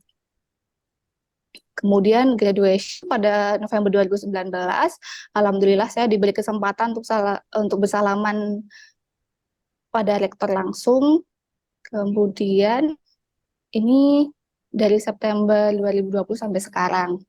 Nah, pekerjaan saya di UNY ini adalah adaptasi dari pada waktu saya S2. Jadi banyak hal-hal yang bisa dipelajari pada waktu S2, terutama di accountable, respect other, adaptif, dan agile. Jadi akuntabel itu kita melakukan pekerjaan yang apa ditugaskan kepada kita, seperti pada waktu pembelajaran misalnya ada tugas, kita berpresentasi, tapi isi presentasinya kita harus bisa bertanggung jawab terhadap isi yang kita tulis, isi yang kita aturkan kepada dosen dan juga teman-teman, seperti itu. Kemudian respect other, menghormati satu sama lain, ini sangat penting sekali pada waktu pembelajaran dan juga pada waktu saat bekerja. Adaptif, bagaimana cara kita beradaptasi terhadap lingkungan, kemudian beradaptasi terhadap satu sama lain yang mempunyai sifat, watak, dan pikiran yang berbeda juga. Karena pada waktu sekolah 2, kita akan berjumpa oleh teman-teman dari berbagai suku, berbagai latar belakang, kemudian berbagai latar belakang pekerjaan juga, sehingga kita harus dituntut untuk adaptif, sehingga pada waktu bekerja itu tidak kaget sama sekali. Untuk agile ini adalah salah satu inspirasi saya dari Bu Fitri. Jadi Bu Fitri itu selalu mengatakan, ayo kerja gercep, kerja gerak cepat. Sehingga kita harus lincah dalam melakukan pekerjaan apapun itu, pada waktu pembelajaran, waktu kuliah, atau pada waktu di pekerjaan, seperti itu. Nah, teman-teman, jadi pada waktu kita S2 itu kita mempunyai banyak sekali kesempatan untuk belajar. Pada waktu saya S2 itu saya ada tawaran untuk mengikuti asesor kompetensi, seperti itu. Kemudian menjadi instruktur atau narasumber ahli. Kenapa? Tadi ada yang menjelaskan bahwa predikat atau gelar MPD itu menjual sekali. Ya, betul. Jadi kalau kita sudah S2 itu biasanya mereka akan lebih trust gitu, lebih percaya bahwa kita bisa menjadi instruktur, menjadi asesor, seperti itu, sesuai dengan bidangnya masing-masing. Kemudian ini adalah peluang karir. Jadi peluang karir S2 itu banyak sekali yang saya rasakan. Yang pertama, dari alumni-alumni, dari teman-teman satu angkatan saya, itu ada yang menjadi guru. Ada yang menjadi guru pun tidak hanya di guru tata boga, tapi juga di perhotelan, prakarya, sekolah inklusi atau luar biasa, dan juga guru ekstrakurikuler. Kemudian ada juga yang menjadi asesor kompetensi. Ini Mbak Nanda itu dulu teman saya waktu S2, namun sepertinya sekarang mengambil lagi RPL, itu merupakan asesor kompetensi tata rias yang sangat famous ya, terkenal. Mbak Nanda, halo Mbak Nanda. Kemudian menjadi dosen, sudah tentu banyak jalur yang disediakan oleh pemerintah, sebetulnya ada PNS, P3K, dan swasta. Nah, saya salah satu dosen P3K. Itu juga tidak terlepas dari bagaimana S2 PKK ini membuat saya menjadi seperti sekarang. Kemudian instruktur narasumber ahli ini juga saya lakukan, yaitu mengisi pelatihan dari berbagai dinas dan industri, dan juga sebagai narasumber ahli. Jadi ada pelatihan gitu biasanya kami sebagai narasumber atau sebagai instruktur. Kemudian menjadi chef atau wirausaha. Kemudian dan juga ada praktisi. Tadi ada Mbak Pungki yang menjelaskan tentang bagaimana praktisi itu bisa mengangkat beliau, kemudian apa peran dari S2 PKK sebagai langkah Mbak Pungki menjadi praktisi seperti itu. Kemudian karena mimpi saya tercapai, alhamdulillah, dan saya menjalaninya masih dengan mimpi-mimpi yang lain, sehingga saya punya pesan untuk teman-teman semua. Aku tidak tahu di mana ujung perjalanan ini. Aku tidak menjanjikan apapun, tapi selama aku mampu, mimpi-mimpiku adalah prioritas. Seperti itu. Jadi seperti itu yang dapat saya sharingkan. Bu Fitri, terima kasih teman-teman atas waktunya. Saya kembalikan ke Bu Fitri. Assalamualaikum warahmatullahi wabarakatuh. Waalaikumsalam warahmatullahi wabarakatuh. Terima kasih Mbak Janti. Ya, masih ada 2 cerita yang kita nanti. Ini Mas Hudi kasih gong aja ya. Cowok sendiri nih ya Mas Hudi ya. Ya, Mbak Naning ini belum ya. Naning sudah siap? Ya. Baik Bu, saya Monggo izin Mbak Naning. Ya, share. silakan.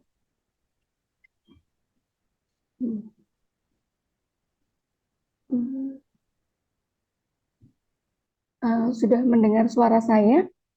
Sudah Mbak. Sudah. Anjir.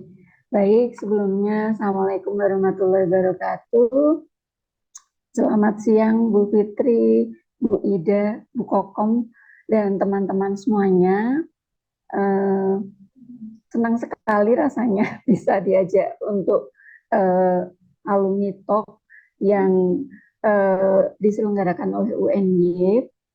Dan ini cuma mau cerita-cerita aja nih Bu Fitri dan teman-teman. Mungkin kalau teman-teman itu setelah S2 itu banyak yang berkarir di bidang pendidikan dengan lebih expert. Saya justru malah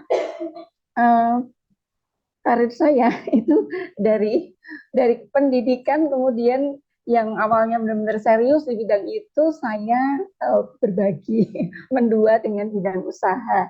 Jadi mungkin boleh saya perkenalkan diri saya dulu, Bu. Nama saya Sri Purnaningsih, MM.Par, MPD. Lahir di Solo 29 September 78. Mungkin ini yang paling muda di sini ya. Selain Bu Fitri, saya paling 17 tahun ini Bu. Kemudian saya tinggal di Geraha Cendana 2 Blok B, Patuan Sawan Ngeplak Boyolali. Maksudnya Boyolali tapi memang lebih dekat ke Solo. Jadi kalau ke Boyolali itu 1 jam, ke Solo mungkin 5 menit. Kemudian anak saya 3, yang paling besar kuliah semester 1, yang nomor 2 SMP kelas 2, dan yang terakhir kelas 3 SD. Kemudian sama seperti teman-teman, mungkin saya cerita sedikit latar belakang pendidikan dan kenapa kok bisa sampai di S2 PKK UNY. Saya termasuk mungkin yang penggemar beratnya UNY kali ya. Karena saya D3-nya dulu di Tata Boga Murni Non Kependidikan UNY tahun 97 sampai tahun 2000. Jadi awalnya juga nggak terpikir masuk UNY waktu itu. Saya SMK-nya perhotelan zaman dulu itu. Terus maunya masuknya ya kuliahnya di bidang-bidang perhotelan begitu, pariwisata. Tapi waktu itu mendaftar di NHI, waktu itu namanya Sekolah Tinggi Pariwisata Bandung tahun 97. Karena mungkin nggak ada yang mengarahkan juga. Saya harusnya kalau perhotelan tuh daftarnya di room division, tapi saya mendaftarnya di manajemen pariwisata. Yang itu notabene harusnya untuk anak-anak ULP ya, apa UJP itu sekarang. Nah kemudian setelah nggak diterima, pada bilang ya udah kuliah lagi tahun depan. Tapi lah kok nganggur setahun terus mau apa gitu. Terus di UNY buka D3 Tata Boga yang pertama dulu kalau nggak salah. Terus saya ikut tes, diterima, dan masuk ke Tata Boga itu bingung gitu. Ini kuliah kok masak-masak berambang bawang kayak gitu. Tapi ya udah jalani aja gitu. Terus Ya udah jalani aja, dan ketika lulus kuliah D3 itu masih bingung saya mau kerja apa ya gitu. Suruh lanjutin S1 juga nggak mau kalau S1 ke pendidikan nanti jadi guru gitu. Tapi terus akhirnya saya diajak saudara ke Jakarta karena ada saudara di sana.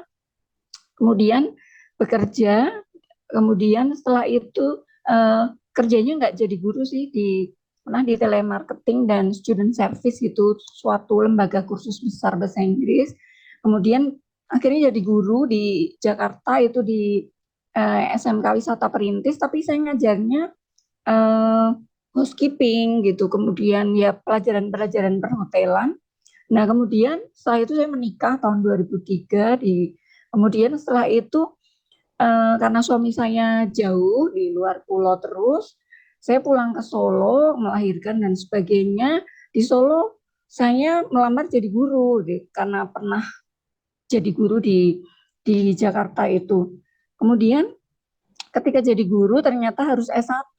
Saya udah di Solo gitu waktu itu. Saya sempat mengajar di SMK Said Solo waktu itu. Nah, kemudian mau nggak mau akhirnya melanjutkan S1. Saya ngelaju istilahnya, mungkin teman-teman kalau yang nggak tahu, tiap hari pulang pergi gitu dari Solo ke Jogja untuk melanjutkan S1, diselingi hamil anak kedua dan sebagainya dengan penuh drama-drama, dan akhirnya selesai S1 UNY itu tahun 2012 kalau nggak salah. Kemudian saya juga sertifikasi impasing dan sebagainya karena saya bukan PNS. Kemudian dengan segala perjalanan menjadi guru, diklat dan sebagainya, asesor dan sebagainya, dan segala kesibukan, pernah instruktur keahlian ganda dan sebagainya. Kemudian di tahun 2001 saya memutuskan untuk resign dari dunia perguruan, dari dunia per SMK-an, dan saya memutuskan mengambil S2 di Stipari. Saya mengambil manajemen pariwisata.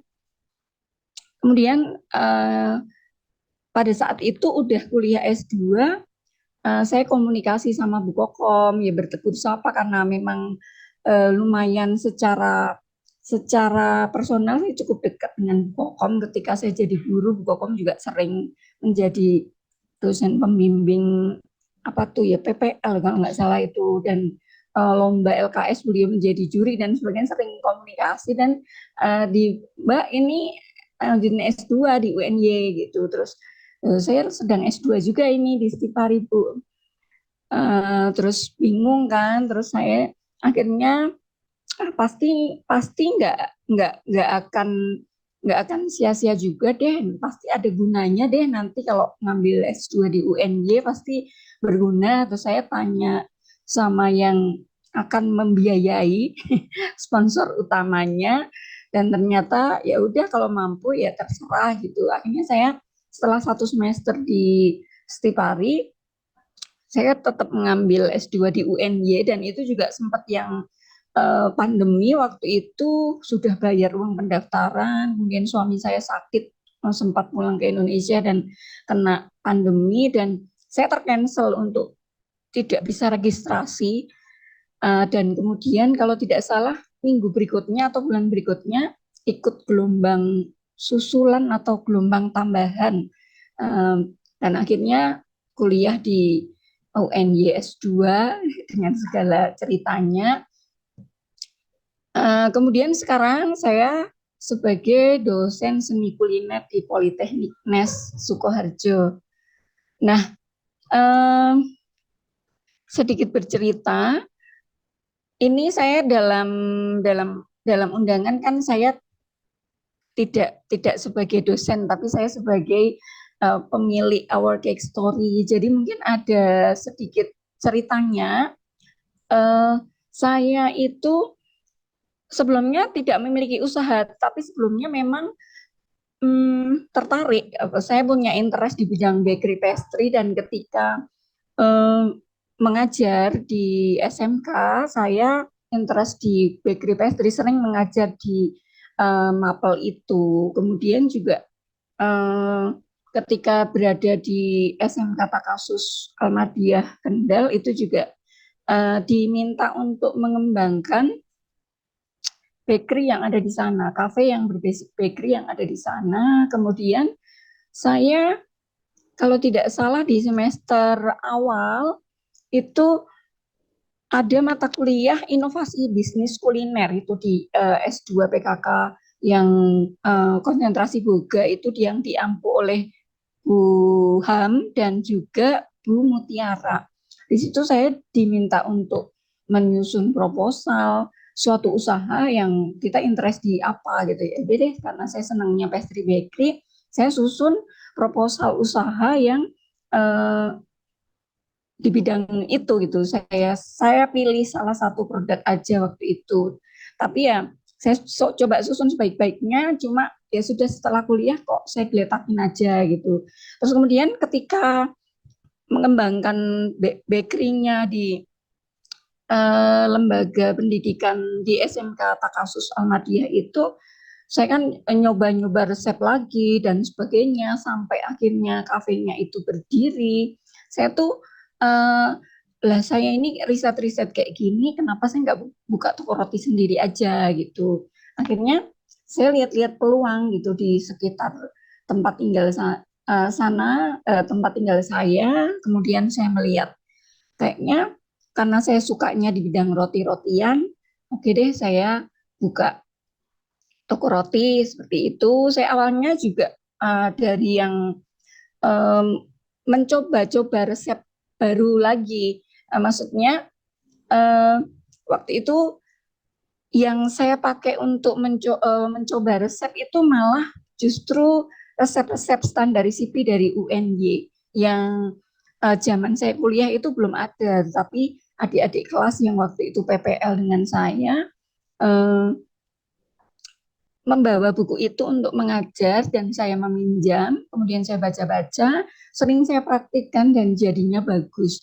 Kemudian produk-produk itu saya mulai bagi-bagikan, saya mulai endorsekan lah gitu istilahnya ke orang-orang yang cukup penting di kehidupan saya, misalnya adik direkturnya Solo Pos, kemudian adik saya yang juga guru di SMK 9, kemudian kakak saya, punya tetangga dan teman-teman yang memberikan testimoni positif gitu bahwa produk-produk saya sudah bagus seperti itu.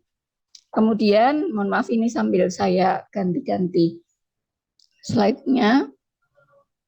Terus kemudian setelah itu saya memberanikan diri dan minta izin sama suami, saya buka toko roti boleh nggak gitu. Terus boleh.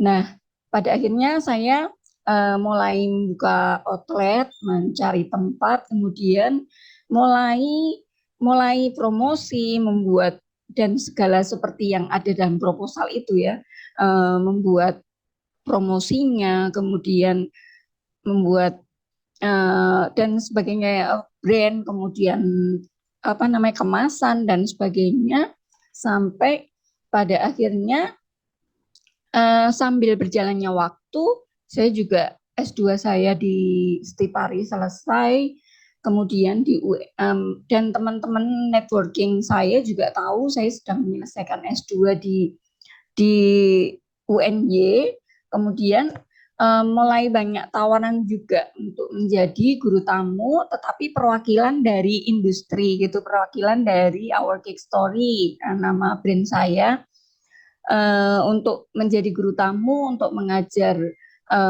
membuat roti dan pastry, kemudian menerima juga guru-guru yang magang di outlet saya, karena memang ada program untuk di SMKPK itu kan ada magang guru di industri, saya juga menerima magang, kemudian juga di toko saya juga menerima kursus, jadi teman-teman yang mungkin awam gitu, customer yang awam itu bisa kursus nggak, nanya di IG dan sebagainya, bisa gitu, dan kami juga menerima kursus gitu. Jadi manfaatnya apa setelah S2 ya banyak.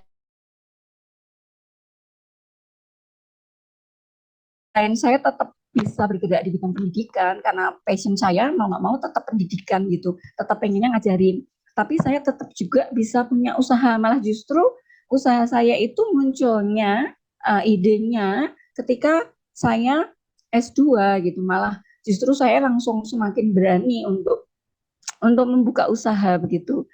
Kemudian saya juga sempat diminta untuk membantu mendirikan politeknik pariwisata di Kendal itu ya. Jadi satu politeknik yang berbasic pondok pesantren tapi masih on progress. Karena pihak sana juga sangat percaya bahwa manggilnya saya kan Bu Sri gitu. Bu Sri dari S2-nya ambilnya di UNY yang notabene secara kependidikan bagus gitu. Tapi karena untuk pendidikan politeknik itu luar biasa sekali prosesnya, jadi tidak bisa seperti membalikkan telapak tangan dan prosesnya juga tidak cukup sebulan 2 bulan, jadi masih on proses. Itu salah satu kepercayaan masyarakat gitu. Kok dipercaya untuk mendirikan politeknik seperti itu. Kemudian juga pada akhirnya saya tetap bisa mengajar sebagai dosen, tetapi mungkin waktunya lebih longgar, tidak seperti guru yang dari pagi sampai sore harus di sekolah. Dan dulu saya juga terakhir kaprodi, waktu saya habis dan saya kan semi single parent karena mungkin posisi pasangan jauh, itu luar biasa ribet sekali. Tapi sekarang dengan punya usaha dan tetap menjadi dosen, waktunya lebih longgar. Saya mengajar ke kampus itu sesuai dengan jam mengajar saya aja. Jadi kalau jamnya kuliah saya datang, selesai ya sudah. Kemudian saya bisa mantau tempat usaha, masih bisa datang ketika diundang menjadi guru tamu di sekolah-sekolah, kemudian masih bisa menerima magang, kemudian masih bisa ibaratnya punya side income selain menjadi seorang pendidik. Jadi luar biasa sekali insight-nya gitu yang saya dapatkan setelah S2 ini. Jadi malah alhamdulillahnya saya juga maksudnya bisa menyelesaikannya double gitu. Saya selesai S2 di Stipari itu 2002 akhir, kemudian untuk di UNY saya bulan September 2023 juga sudah selesai.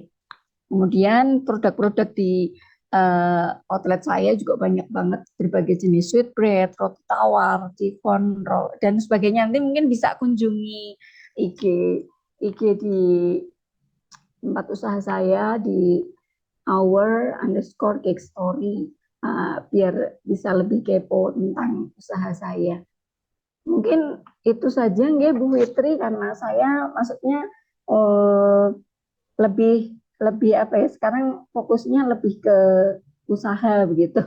Tapi ya satu hal yang mungkin bisa saya bagi bahwa untuk punya usaha itu sebenarnya nggak harus kaya gitu. Yang siapapun bisa memulai usaha itu. Yang penting ada niat yang baik, kemudian kejar ridho Allah lewat doa, kemudian ada kemauan, mau berusaha, mau belajar. Termasuk saya juga banyak belajar untuk mengikuti produk-produk baru yang dulunya mungkin tidak ada bento-bento, kemudian saya belajar begini itu dan ternyata pasar sangat menghendaki. Kemudian bermental baja, padahal saya mentalnya tempe banget gitu.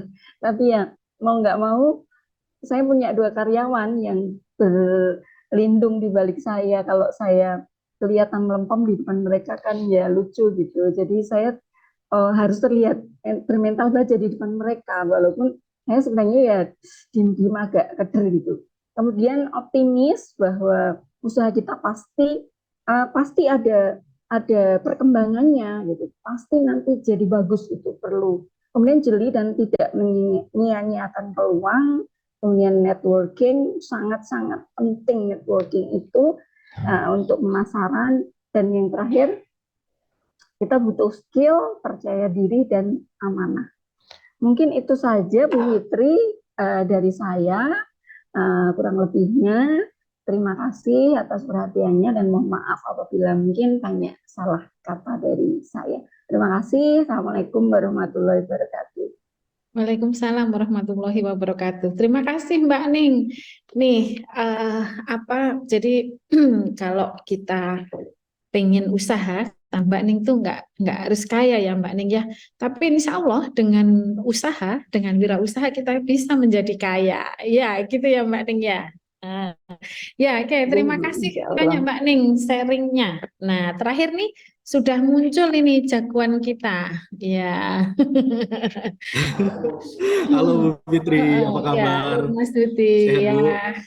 sharing terakhir dipersilahkan ke Mas Duti, silahkan.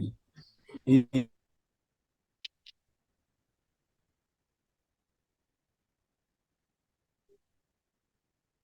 Kok nge-lag ya? Itu ya yang email nge-lag Mas Duti. terakhir nih, aduh, Yuk. udah ngantuk semua kayaknya. Enggak kok, makanya Mas Duti di program Nge-lag yuk ya? biar semua melek semua. Ini kayaknya ada Mas Iqbal nih. Iya Bu Fitri, Assalamualaikum. Waalaikumsalam, halo Iqbal. Halo Bu Fitri. Sehat-sehat ya. Yes, amin. Bu Fitri juga.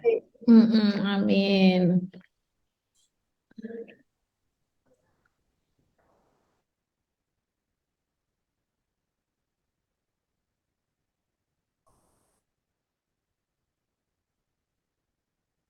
Bu Fitri kayaknya saya nggak bisa share screen. Oke, ya, bentar. Oh, nih apa start terus apa mungkin jaringannya ya koneksinya yang kurang bagus ya, Mas.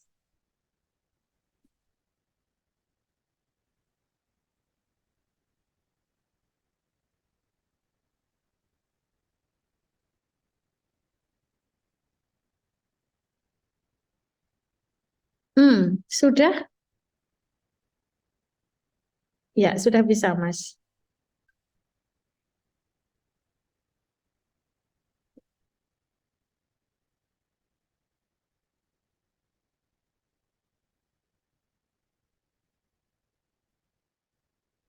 Hmm. Halo Bu Fitri, saya sepertinya nggak bisa share screen Bu. Oke. Ya, Nge-lag Bu. nge-lag ya. Iya. Ya, coba dibantu ya. Oke baik, teman-teman, Assalamualaikum warahmatullahi wabarakatuh. Selamat sore Waalaikumsalam semuanya. warahmatullahi wabarakatuh. Mohon Oke, maaf ya. sudah tayang, Ya, Mas mohon ya. maaf. Ya, sebenarnya banyak yang teman-teman alumni lebih keren ya dari bidang karir dan ininya, profesinya. Jadi izin teman-teman alumni di sini, kakak-kakak senior dan teman-teman semuanya, izin berbagi sedikit pengalaman saya berarti tamat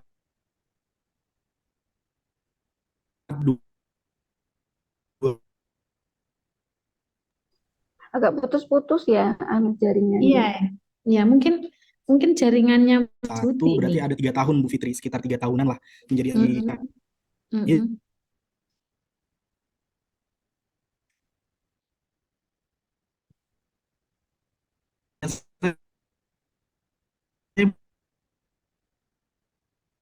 Oh, putus-putus ini Mas.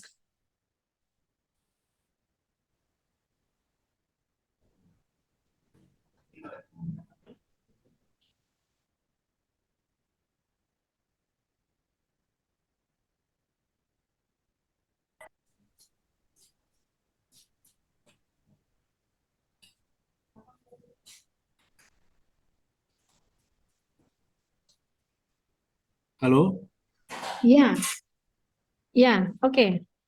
Mas Budi sudah Bu? putus ya. Sekarang sudah jelas suaranya. Sudah, saya ganti ini pakai hotspot. Oke. Oke, terima kasih Bu Fitri, terima kasih Hmm. Prof. Kokom kesempatannya untuk sharing. Sebenarnya ada teman-teman alumni yang lebih keren-keren juga profesinya, izin kakak-kakak senior, izin teman-teman semuanya. Saya sedikit sharing setelah 3 tahun tamat dari S2 PKK UNY. Saya dari awal kuliah memang sudah berkegiatan di organisasi, suka ikut pemberdayaan masyarakat, kemudian sering diajak juga sama Prof. Kokom sama Bu Fitri juga ya, sering diajak proyek untuk turun ke lapangan untuk pemberdayaan masyarakat. Maka dari situ mulai tumbuh apa ya keinginan untuk berbagi sharing di bidang ini, di bidang kalau kami sebutnya community development atau pemberdayaan atau banyaklah istilah lainnya. Nah, di sini eh, saya buat temanya itu tumbuh bersama masyarakat karena temanya pemberdayaan masyarakat. Mungkin teman-teman yang lain agak lain ya Bu Fitri, kalau kata orang Medan agak lain nih.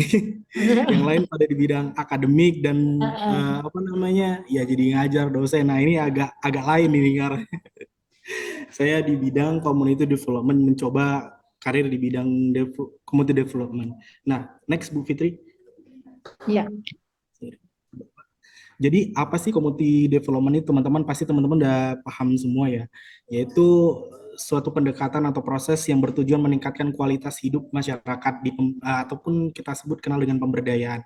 Apa saja, yaitu peningkatan kapasitas si masyarakat itu sendiri. Kemudian tugasnya selain itu mengidentifikasi dan menyelesaikan masalah di sebuah desa atau di sebuah komunitas, kemudian mengembangkan potensi apa yang ada di desa tersebut atau di komunitas tersebut. Nah, kira-kira job desk dari community development atau empowerment itu kira-kira seperti itu, teman-teman. Kerjaan di lapangan, istilahnya kayak gitu. Nah, next Bu Fitri. Saya nanti lebih banyak ke diskusi aja deh Bu Fitri. Oke, siap. Singkat-singkat aja. Nah, apa yang kita pikirkan ketika dengar kata pemberdayaan masyarakat? Pastinya tentang masyarakat, kemudian produk pemberdayaan. Ada yang bilang nggak digaji atau volunteer, salah ya.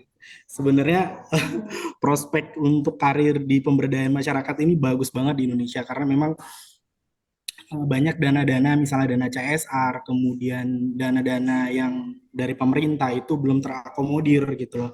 Sehingga perlu para pemberdaya ini untuk memberdayakan di masyarakat untuk mengaplikasikan atau mengimplementasikan atau menyalurkan dana-dana tersebut kepada masyarakat, tapi dengan metode-metode masing-masing ini ya, masing-masing instansi gitu. Nah, ini salah satunya saya kemarin di Kementerian SDM, ini di luar jalur Bu Fitri, ini saya di bidang renewable energy atau energi terbarukan. Nah, apa saja yang saya dapatkan dari pemberdayaan masyarakat ini? Yang pertama, ilmu baru pastinya. Saya mempelajari tentang kelistrikan, tentang PLTS, PLTMH, pembangkit listrik tenaga surya, tenaga air ya, yang notabene-nya di Boga itu nggak ada gitu kan. Kemudian pastinya teman-teman banyak ya, banyak teman-teman, kemudian keluarga baru. Setiap kita pindah ke tempat yang baru, kita pasti dapat keluarga-keluarga baru. Contohnya ini saya berada di Kalimantan Selatan, di pedalaman suku Dayak di Kalimantan Selatan. Nah itu. Kemudian next Bu Fitri. Ya. Nah, emang boleh kalau kata anak zaman sekarang ya. Emang boleh alumni PKK jadi pemberdayaan masyarakat. Oh, bisa banget ya. Karena memang selain job desk kita di bidang contohnya di Kementerian SDM saya kemarin di bidang renewable energy sebagai fasilitator desa, sebagai fasilitator masyarakat, di sana juga kita buat program pemberdayaan masyarakat. Nah, salah satunya kepake juga ternyata Bu Fitri ilmu yang selama di PKK Boga gitu kan. Ini saya buat cake Black Forest padahal di pedalaman Bu Fitri dengan alat seadanya. Buat Black Forest, buat rainbow cake, buat cake pandan, ngajarin masyarakat mengolah pangan hasil mereka. Jadi mereka itu kaget gitu loh. Ketika biasanya pisang itu dibiarkan busuk, kalau nggak dibakar direbus doang mereka bisanya. Nah, ternyata bisa diolah dengan berbagai jenis. Mereka kaget gitu loh. Ternyata banyak ya olahan dari pisang aja, belum lagi ubi dan sebagainya. Nah, ini yang buat walaupun mereka tidak menjual untuk komersil, tapi setidaknya untuk acara adat, untuk acara keluarga, dan pisang-pisang yang tadinya busuk itu bisa dimanfaatkan, kira-kira gitu. Jadi tetap kok, dimanapun kita berada, keilmuan kita di bidang ya sebesarnya itu tetap kepake gitu, walaupun di pedalaman sekaligus. Ya, lanjut Bu Fitri. Ya, oke. Nah, apa saja yang dilakukan? Ya, bentar ya, bentar ya. Saya geserkan aja, nggak apa-apa. Bentar. Apa saja yang dilakukan kegiatannya selama di desa tertinggal, yaitu saya diberi tugas untuk mengembangkan UMKM desa. Salah satunya ini contohnya Madu Klulut. Jadi di sana itu di hutan, masyarakat banyak punya Madu Klulut. Jadi kita kembangkan produknya buat R&D, kemudian pemasaran, marketing. Akhirnya sekarang sudah ratusan botol sudah terjual gitu. Jadi kegiatan selama di desa itu banyak hal yang bisa dikembangkan sesuai potensi desanya ya. Ini salah satunya bisa mengajar juga di pedalaman. Kemudian saya pernah jalan 3-4 hari untuk menuju ke satu desa gitu, ikut acara adat, ikut acara kemerdekaan yang mereka belum pernah rasakan, acara kemerdekaan. Pokoknya kalau nggak ikut di acara, kalau nggak berkecimpung di bidang pemberdayaan ini, mungkin saya nggak pernah lihat pedalaman Kalimantan, pedalaman di Indonesia gitu. Gitu Putri. Ya itu sepenggal cerita saya pemberdayaan di Kementerian SDM. Setelah selesai kontrak sekitar 1 tahun lebih, next Bu Fitri, saya lanjut mendapatkan kontrak lagi dari Kementerian Pariwisata, Kemenparekraf. Saya disuruh balik ke Medan ternyata untuk pendampingan masyarakat desa wisata di Danau Toba. Saya dapat penempatannya di Danau Toba di Samosir. Nah, ini adalah program Kemenparekraf, yaitu KSW nama programnya. Ini pendampingan desa-desa wisata prioritas di Danau Toba, Labuan Bajo, Wakatobi, Borobudur, Yogyakarta, Bromo Tengger, dan Lombok. Nah, bonusnya ya teman-teman kalau kita di bidang community development ini adalah keliling Indonesia dibayar gitu. Bisa keliling Indonesia tapi dibayar gitu ya kan semuanya. Dan ini kegiatan di Manado, kemarin ada kegiatan di Lombok juga.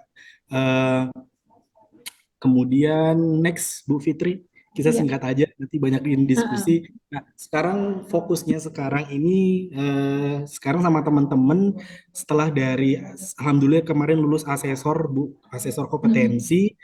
Dari teman-teman kemarin buat FGD, saya mau merencanakan untuk pembentukan LKP. Mohon doanya Bu Fitri dan bimbingan nanti mungkin Fitri dan sukses, Mas. Kokom bisa bantu untuk pembentukan LKP di bidang tata boga di Medan khususnya Bu Fitri nanti. Ya, Jadi siap. latar belakangnya Bu Fitri, saya kemarin melihat di pedalaman, kemudian di kota bahkan ya, bukan hanya di pedalaman, angka putus sekolah ternyata tinggi gitu loh. Jadi apa yang bisa kita perbuat, walaupun mereka nggak mendapatkan pendidikan formal, setidaknya mereka mendapatkan skill dari pendidikan non formal seperti itu. Jadi kita buat pelatihan yang mengasah skill khususnya di bidang tata boga walaupun mereka tidak menempuh pendidikan formal. Itu sih tujuannya Bu Fitri, selain untuk sertifikasi profesi dan sebagainya. Oke. Selanjutnya, nah dari kegiatan Kemenparekraf tadi kami berlima, ada teman-teman yang pendampingan di Danau Toba kemarin, kita membentuk sebuah lembaga atau NGO yang bernama Strive Sustainable Tourism Initiative. Ini merupakan lembaga non pemerintah NGO ya yang bergerak di bidang inisiatif pariwisata berkelanjutan. Jadi kami inginnya dari Kemenpar kemarin ada dampingan atau keberlanjutan gitu loh. Untuk keberlanjutan maka dibentuk sebuah lembaga yang berbadan hukum agar untuk mendampingi kegiatan-kegiatan berikutnya gitu. Bukan hanya pendampingan tapi konsultasi tentang sustainable tourism, kemudian produk-produk pariwisata yang berkelanjutan dan sebagainya. Ini masih dalam tahap proses pembuatan Bu Fitri. Mudah-mudahan teman-teman nanti bisa bantu untuk promosikan juga ya Bu Fitri.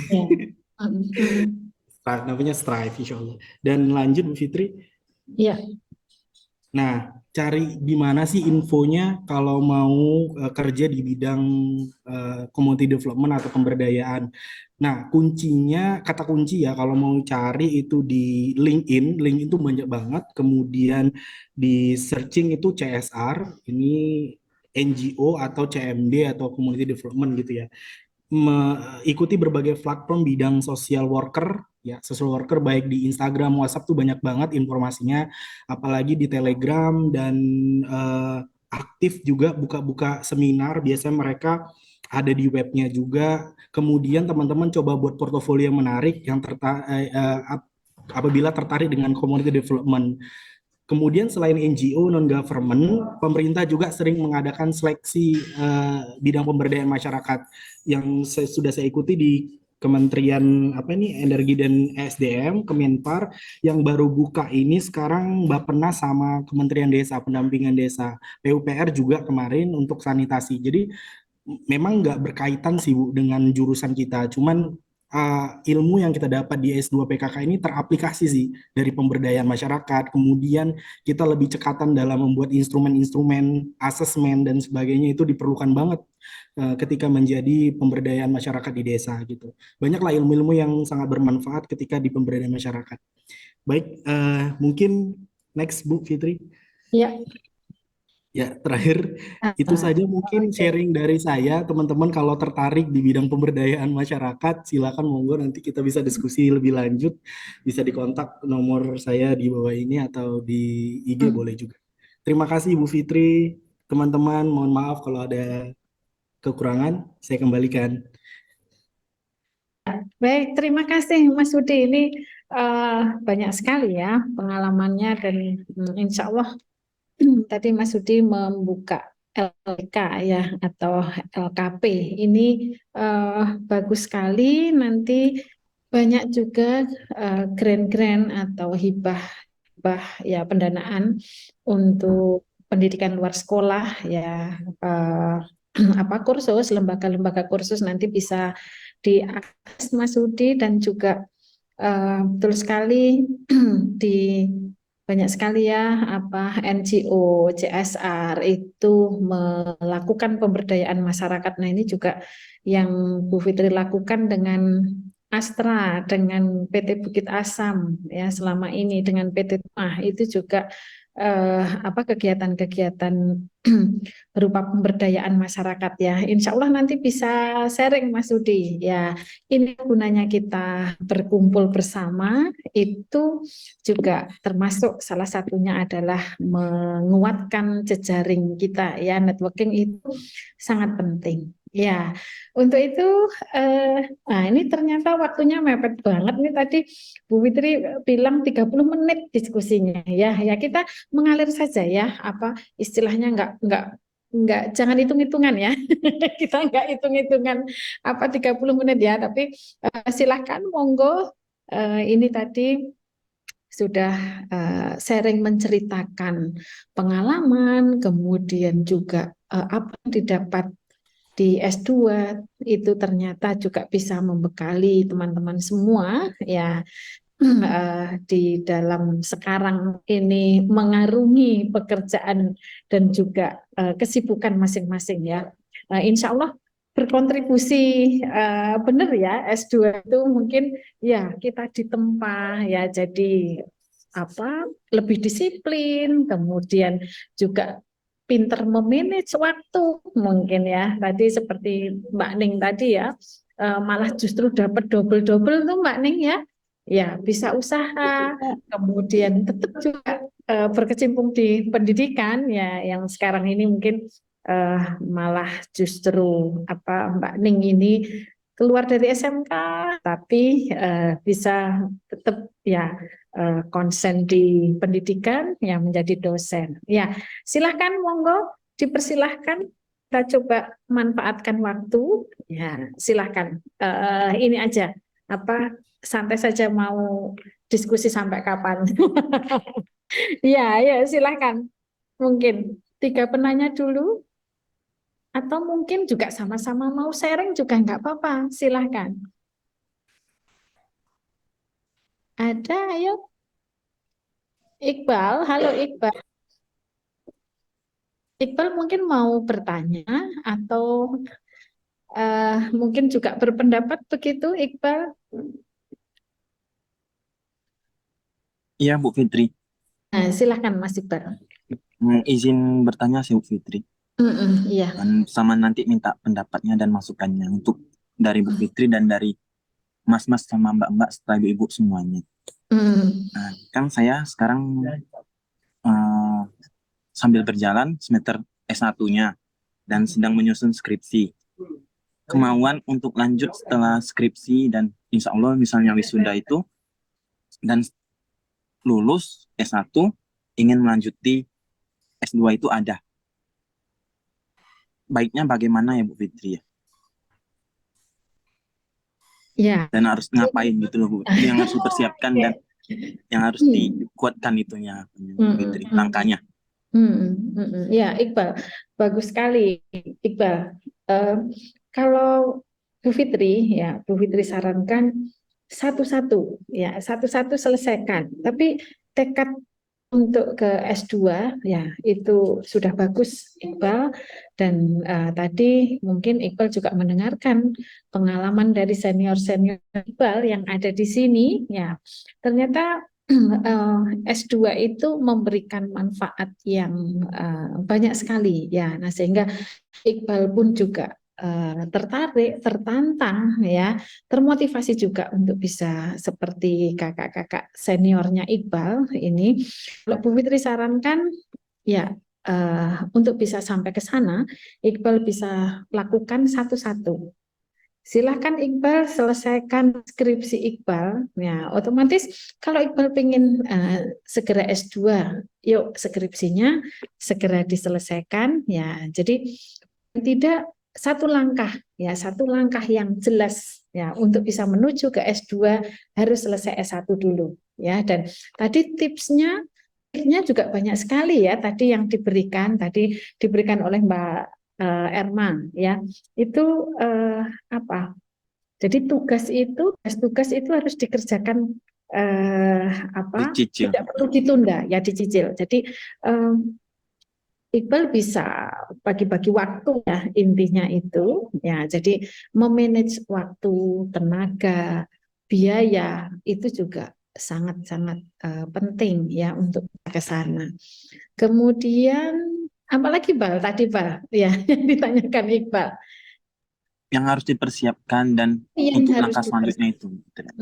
yang harus dipersiapkan ya. Nah, tadi jelas selesaikan dulu, kemudian tadi kalau menyarikan dari Mbak-mbak dan Mas tadi, otomatis harus siap apanya, Iqbal? Ya, siap mental jelas ya. Ya, siap mental, kemudian dari sisi kesehatan, finansial, ya, finansial juga karena juga mau tidak mau kita harus membayar SPP, ya. Ya, kemudian persiapan jelas terkait dengan nanti pendaftaran ya, terutama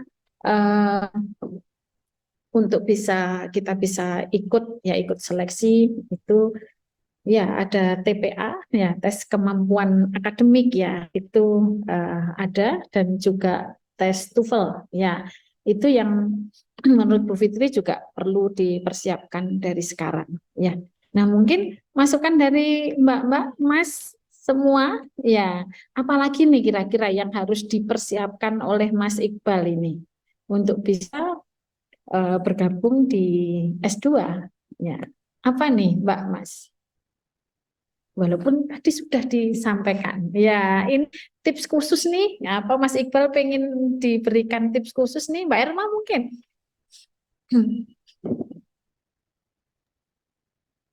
Kayaknya siap mental deh Bu Fitri. Ya, jelas ya.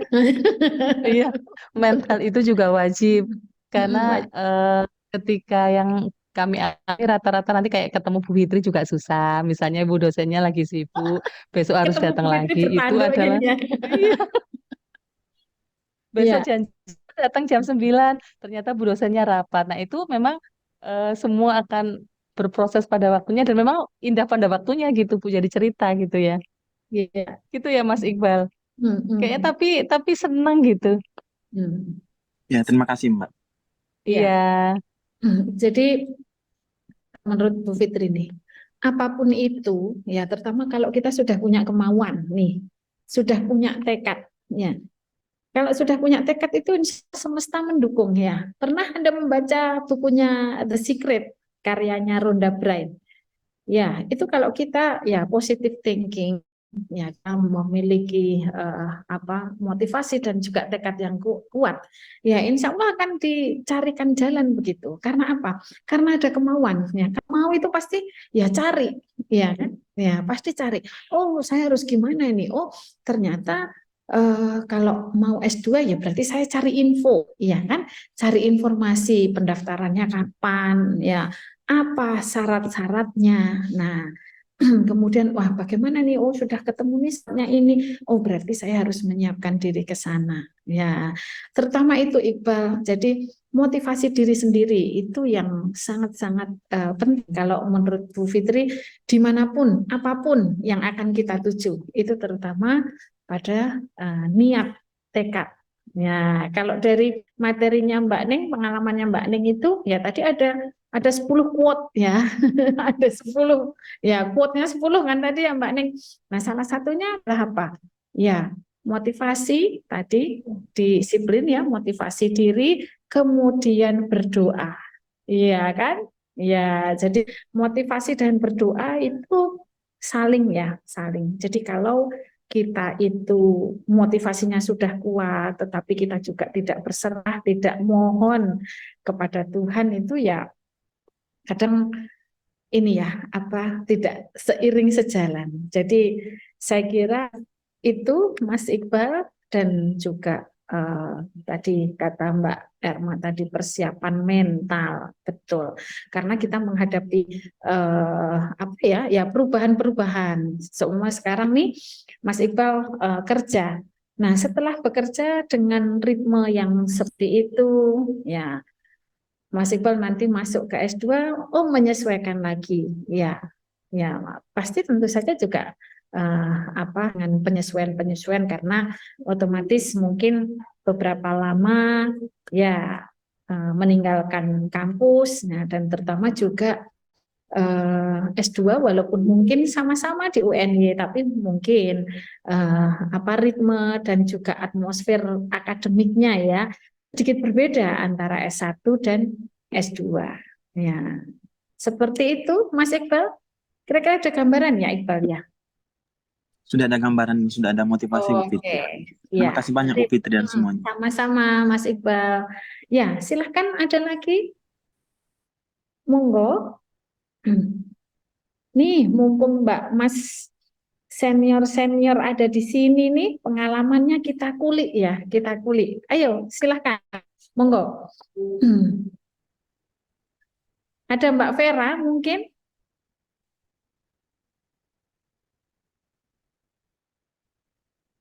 Belum Ibu, mungkin yang lain dulu. Belum. Oke, silahkan. Adakah yang lain?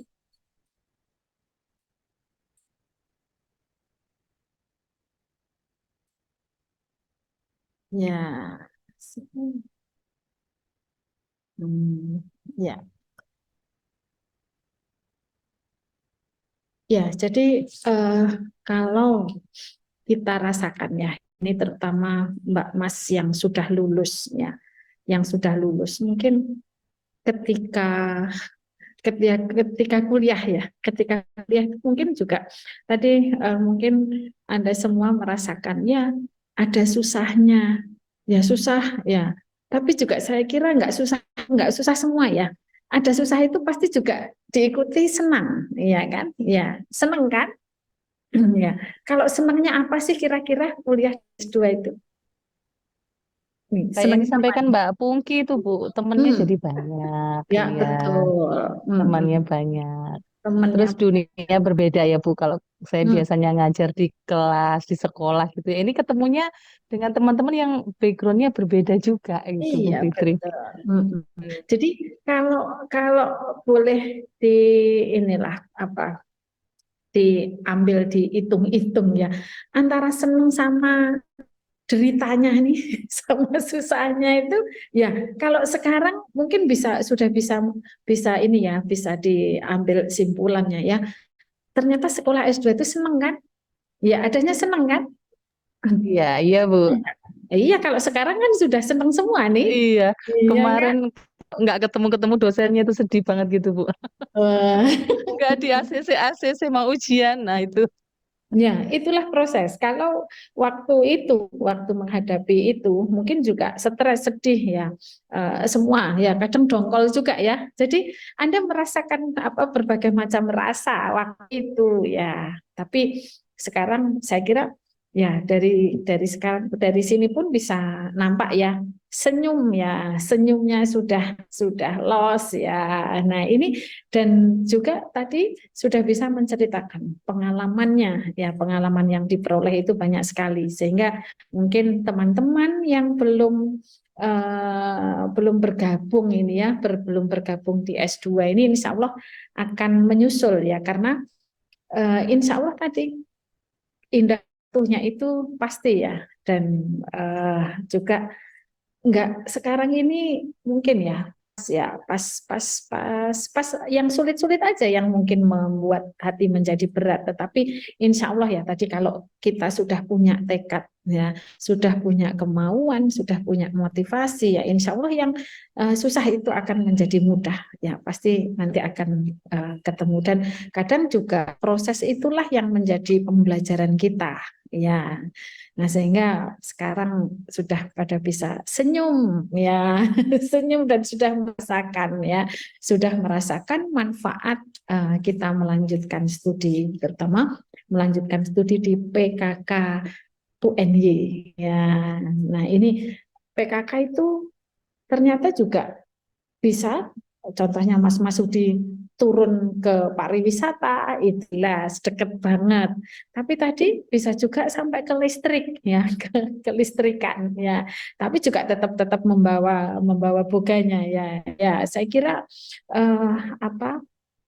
PKK ini satu hal yang perlu kita, jadi bisa kita banggakan ya. Insya Allah kegunaannya, manfaatnya ya kita bisa di mana saja ya.